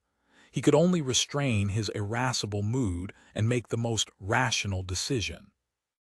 Inside Old Quinn's house, in the basement with the heavy stone door sealed shut, Alger was sitting on the low bed, quietly looking at the candles on the table when his vision blurred. He saw the gray fog emanate, along with the fool sitting on a high chair, overlooking everything. A blurry silhouette appeared below, hands clasped before his face as he said in a pious tone, "Honorable Mr. Fool, the matter has come to a successful conclusion. The matter has come to a successful conclusion. This involves Steele Mavetti and several other Beyonders. The world sure is efficient at handling matters. His strength is stronger than I expected. As expected of an adorer of Mr. Fool.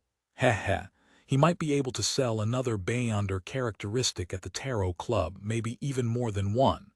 How did he get around the effects of sealed artifact 237? The uniqueness of a god's adorer." A thought flashed through Alger's mind, and he instinctively thanked Mr. Fool. Then he took out a small metal bottle and smeared mint extract on the tip of his nose. A strong, irritating odor seeped into his head, instantly making Alger become abnormally clear-headed. At some point in time, a white gauze mask appeared in his hands, and he had poured the full moon essence oil onto it. After methodically putting on his mask, Alger stood up and walked slowly to the heavy stone door. With a staid series of movements, he retrieved a sealed metal jar from the inside of his clothes, twisted the mechanical switch, and pulled out a tube. Then he stuffed the tube into the crevice of the stone door and extended it out. Without a sound, the gas inside the metal container started to emanate. This was the sanguine anesthetic gas provided by the moon, Lin. It can knock out strong commoners, sequence 9 Beyonders with strong bodies, and even higher sequences who were lacking in their constitution. Even if Old Quinn can resist the gas, he would still be significantly affected. As for his helpers and friends, Alger leaned against the stone door and waited patiently. When nearly a third of the gas was dispersed from the jar, he pulled the tube back and closed the switch. He turned around and listened attentively before receiving a satisfactory answer. Alger revealed a faint smile. He rapidly converged his aura and compressed it inside him. Suddenly, the muscles on his body bulged and he threw a punch forward. Raging blow, bang. The iron lock of the heavy stone door directly shattered and the door itself opened up. Alger withdrew his fist and walked out, leaving only the sleeping figures outside. Author's note: creeping hunger has two modes, grazing and devouring. The former targets the soul and beyonder characteristic, while the latter targets the flesh and blood. 529 Tacitness 48 Acid Lemon Street, outside the Wind of Azure Inn. Dressed in a thick jacket and pantaloons, Blazing Danitz returned by taking a detour.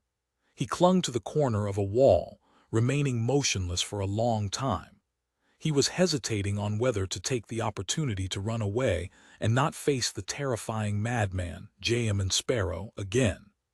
Unlike the battle at Banzi Harbor, he was hiding on a rooftop far away this time. It allowed him to take in the entire battle zone. Therefore, while supporting J.M. Sparrow and battling Blood Brambles Hendry, he finally saw the combat process of the crazy adventurer, finally grasping his beyonder powers and traits. Paper figurine substitutes, phasing out from flames, psychic blasts, a holy beam from the sun domain, shooting out air bullets with his finger, the ability to disguise himself into another person, as well as a glove that changes its appearance several times and devoured Squall. His powers far exceed my imagination, and there are a few that can't be compatible with each other. This isn't something that can be explained simply with the addition of one or two miraculous items to a sequence. Also, the sense of hunger that came from the depths of his soul explains something. That glove from the Vice Admiral Hurricane, creeping hunger. Captain had specifically reminded us that the glove can use the souls of many beyonders for grazing, and thus use their powers. Danitz went through the thoughts he previously had, and came to a final judgment. J.M. Sparrow is the current owner of creeping hunger. He didn't feel any sense of belittlement simply because J.M. had relied on a powerful mystical item to display such terrifying strength. Instead, he felt even more reverence for him. The reason for this was just one. A large part of using a mystical item to its fullest had to do with one's abilities. Without sufficient strength and extraordinary combat experience, even with creeping hunger, J.M. Sparrow wouldn't have been able to finish off Steel Mavetti and Calm Squall within 10 seconds. 2. His captain, Vice Admiral Edwina Edwards, learned from secret sources that Vice Admiral Hurricane didn't die at the hands of the Church of Storms, but instead, he was quickly killed by a particular powerhouse while fleeing. Danitz had no lack of understanding regarding the power of Vice Admiral Hurricane, Kalangos, back when he was at his peak. He knew that the standing of a powerhouse which could easily finish him off was equal to that of the top pirate powers. Furthermore, it would be two of the most powerful and terrifying ones, the King of the Five Seas and Queen Mystic. Although there's the factor of surprise, it would just lower the evaluation by a little. The person wouldn't be much weaker than the King of Immortality, and they'll be stronger than Admiral Hell and Admiral of Blood. Creeping hunger now belongs to J.M. Sparrow. This means that he's either the one who killed Kalangos, or there's a power figure at the level of the Four Kings backing him up. No matter which possibility it is, it's all the more terrifying than I had originally expected. Danitz's body tensed up. He really didn't want to face the adventurer who had crazy blood flowing in him. Phew, he heaved a sigh of relief. He felt that he had been hesitating here for too long and that he had to make a decision as soon as possible. J.M. Sparrow knows how to divine, and he's rather confident in his abilities in this domain. With my shadow cloak in his hands, escaping won't only fail, but it would also end up infuriating him. Shadow cloak is a rare mystical item. Clenching his teeth, Danitz turned the corner and went through the door of the hotel, all the way to the luxurious suite. After a few seconds of careful waiting and observation, Danitz took out his key and opened the door. He saw that the room was dark, that the gas wall lights hadn't been lit, and that the not very bright light of the early morning was shining through the window and onto J.M. Sparrow, who was facing the door. The adventurer had changed back into his usual tweed black overcoat with dark trousers. He held a half-top hat in his hand, and his right foot was raised over his left thigh. He leaned back a little, his face obscured since his back was to the window. Only his dark brown eyes, which were exceptionally clear, watched the door with indifference and calmness. Danitz unconsciously lowered his head, laughed dryly, and said, "In accordance with your instructions, I circled to a few news agencies and wrote the information that Blazing had killed Steele Mavetti, Blood Brambles Hendry, and Squall on pieces of paper and threw them in. Of course, I mentioned having a powerful helper in this piece of news. He's a mysterious unknown, a top adventurer and a veteran bounty hunter." Klein nodded, revealing a polite smile. "Very good." With a sigh of relief, Danitz looked around and saw the peacock blue carpet. He was stunned for a few seconds before asking in puzzlement, "What about the heads of Steele and Hendry?" Klein replied calmly, "Wasn't taken." "You didn't take them?" Danitz exclaimed in astonishment. "Then what about our bounty?" As long as they had the heads of Steele and Blood Brambles, he would be able to get the appropriate bounty through people with connections. Although this would cost them 15 to 30% of the money received, he couldn't claim the bounty himself as a pirate. This was the only way, as the military's and the church's use of bounty rewards to encourage pirates to kill each other didn't mean that they would turn a blind eye to a gift that came walking through the door. To Danitz's surprise, J.M. Sparrow, whose eyes were crazed with the desire for money, had actually not taken the heads of Steele and Blood Brambles, which meant that he had automatically given up on the bounty. Klein didn't answer him and pointed to the flying carpet on the ground. "You had helped in this. You have two choices. One is £3,000 in cash and the other is this flying carpet. You have 5 seconds to consider. Exceeding that time will be considered as forfeiting."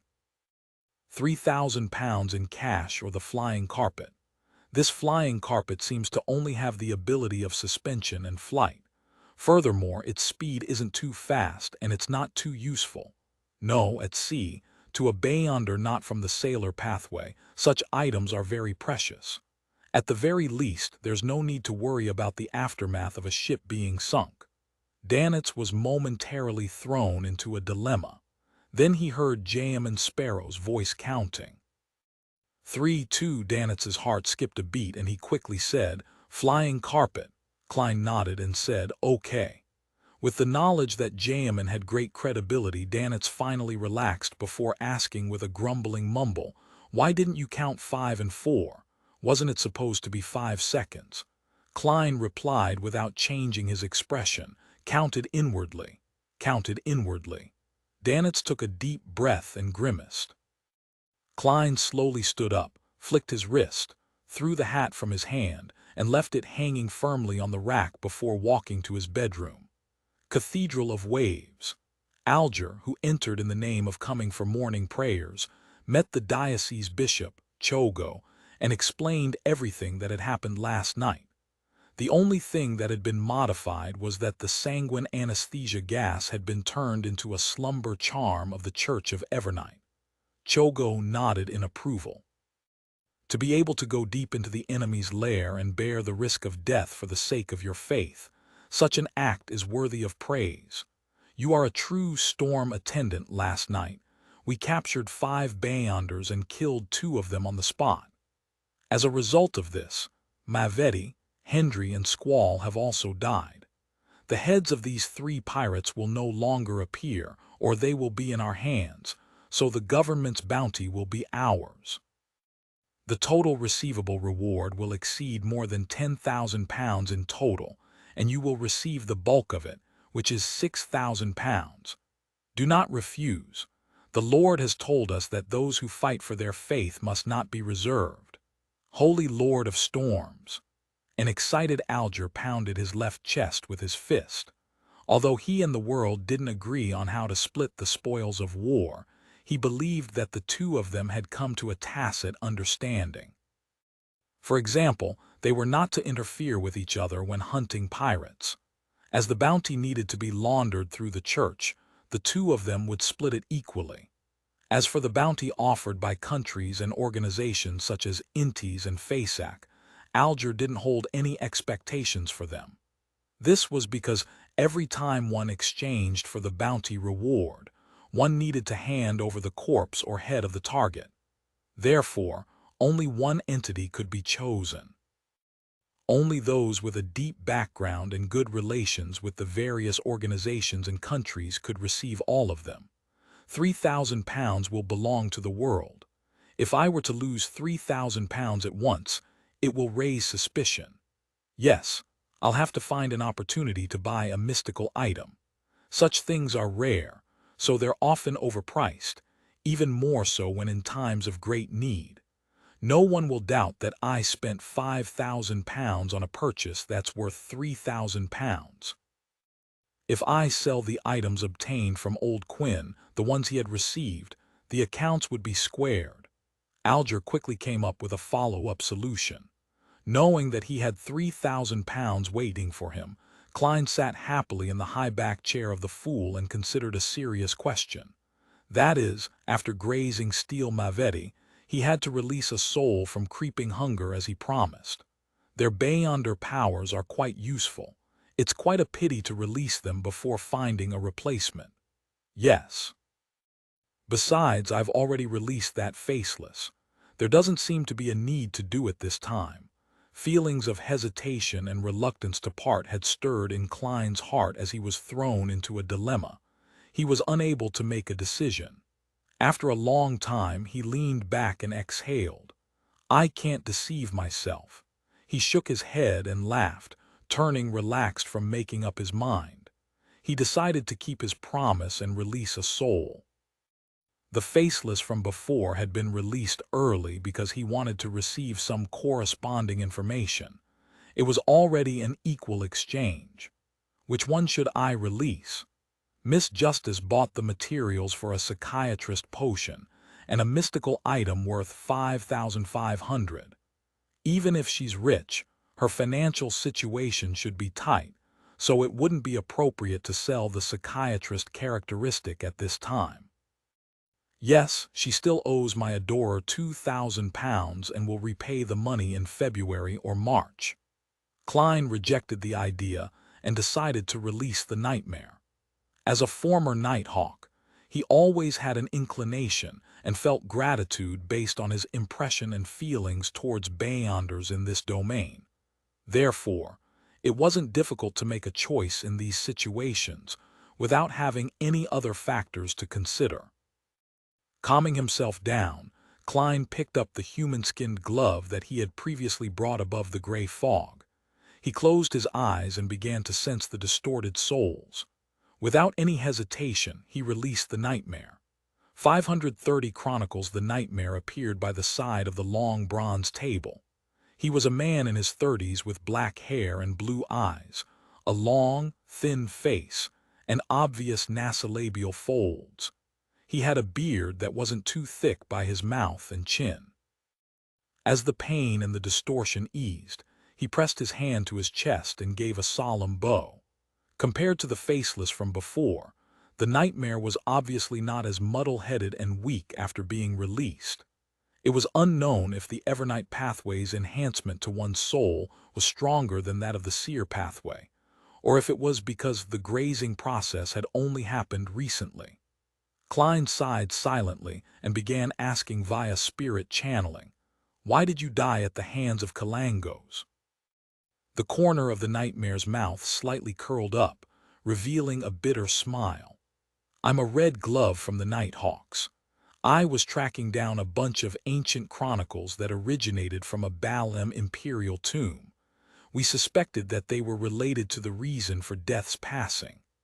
I found out that a part of it might have fallen into the hands of a particular tycoon, so I led 2 companions of mine and boarded the ship he was on. Unfortunately, we were attacked by Kalangos's fleet just as we were about to launch an investigation. What happened to your companions? Klein subconsciously asked. The nightmare said in a slightly pained tone, we originally had the opportunity to leave and even kill Kalangos through our skillful teamwork, but our ship sank, and we had to board a lifeboat instead.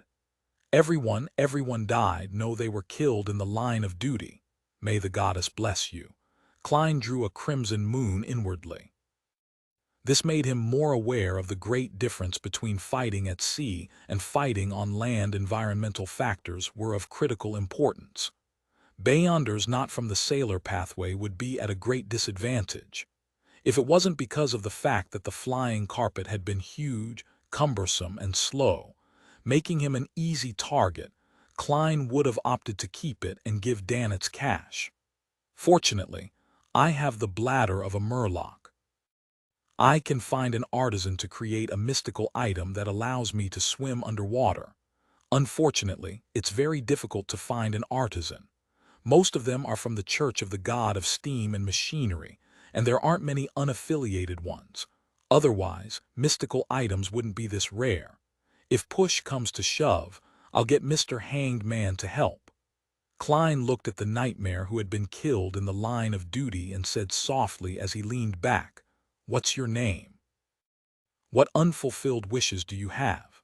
The figure of the nightmare was already slowly dissipating. When he heard Klein's question, he said with a smile, "My name is Davy Raymond. I lost my parents, wife, and siblings in a black magic incident, leaving me with only one daughter, Nilu. She was born in 1330 and is a very lovely girl. And I'm sorry to say that in order to investigate the truth over the black magic incident, I joined the Nighthawks and later became a Red Glove. I didn't manage to spend time with her, making her lose her father alongside her mother. Heh. I believe that the church will definitely give her my pension and secretly provide her a certain amount of help. I'm not worried about her life, but I only hope to see her enter the hall of marriage under the witness of the goddess, to have her own family and not be lonely anymore. It's already the year 1350.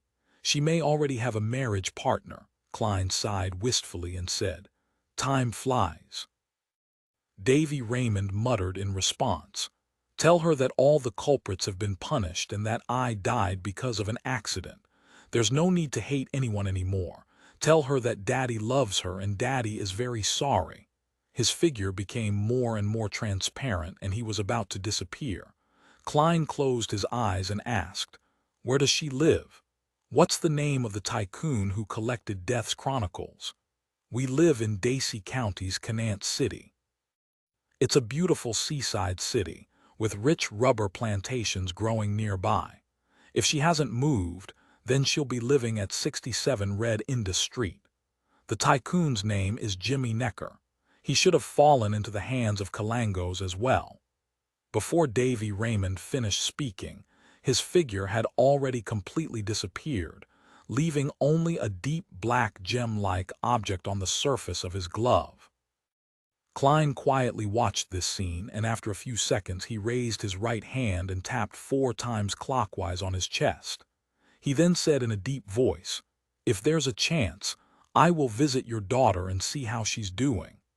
In the palace, which looked like a giant's residence, the fog was endless, without any undulations, and was eternally unchanging. Klein put away Davy Raymond's Beyonder characteristic, rubbed his forehead, and turned his attention back to Death's Chronicles.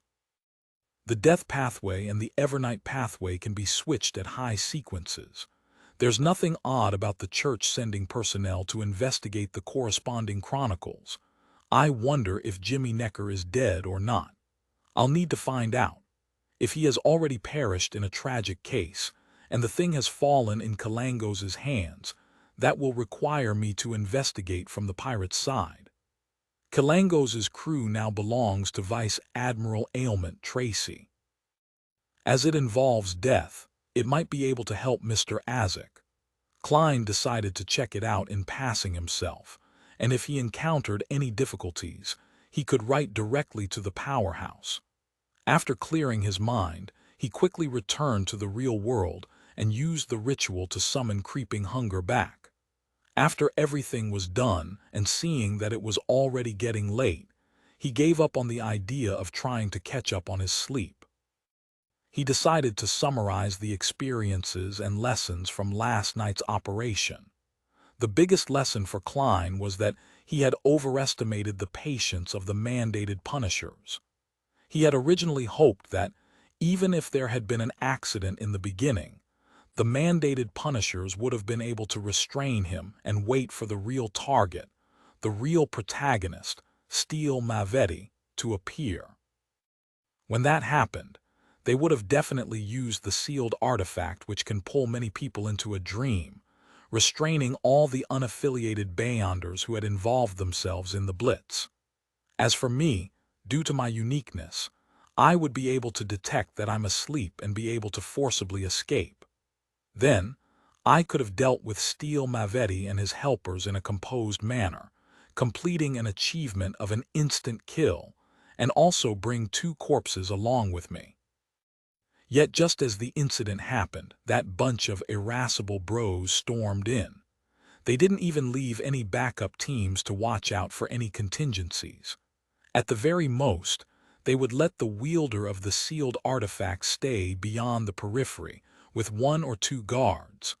The more Klein thought, the more he was at a loss on whether to laugh or cry. If it wasn't because Steele mandated Punisher's group of pirates who were more cautious and had at least 2 Beyonders assigned, as well as all their puppets and zombies to stop the mandated Punishers that might have pursued them, Klein would likely have found himself in a situation of going 2 against 5. If that had happened, he would have chosen to give up and directly engage in a strategic shift. What made Klein most satisfied was that he had done a pretty good job of making specific preparations. This was the professional habit of a magician, because he had long known from Miss Sharon and Marie about the traits of the first 5 sequences of the mutant pathway. Klein was well aware that Steampunk Moretti, who had gone through the lunatic phase, could use irrational factors to resist any Beyonder disruption and influence on his mind. He had very strong resistance in this aspect. Therefore, he gave up the thought of using Psychiatrist's Dragon Might and Frenzy, as well as Nightmare, which was clearly weaker than the mandated Punisher's sealed artifact, and he instead focused on the Interrogator's Psychic Piercing and the Priest of Light's Purification powers. Psychic piercing wasn't a Beyonder power that disrupted one's thoughts and affected one's soul, but a means to directly attack the spirit body. In essence, the other effect acted on one's body of heart and mind and targeted the soul body. There was a clear difference between the two. If any part of that combo failed to chain in any way, Steampunk Moretti would have been able to recover, making it impossible for me to kill him quickly. And in that environment, that would spell failure. Yes, I've also used the pathway's trait of losing themselves to their desires, making it easy to grasp their emotions. I believe that once they suffered a psychic attack, there would be a high chance of them counterattacking in madness, without any consideration of anything else. In fact, the safest way of dealing with a zombie is to set up matchsticks or have Danets. I'll use Flaming Jump and Light of Holiness, kiting Moretti.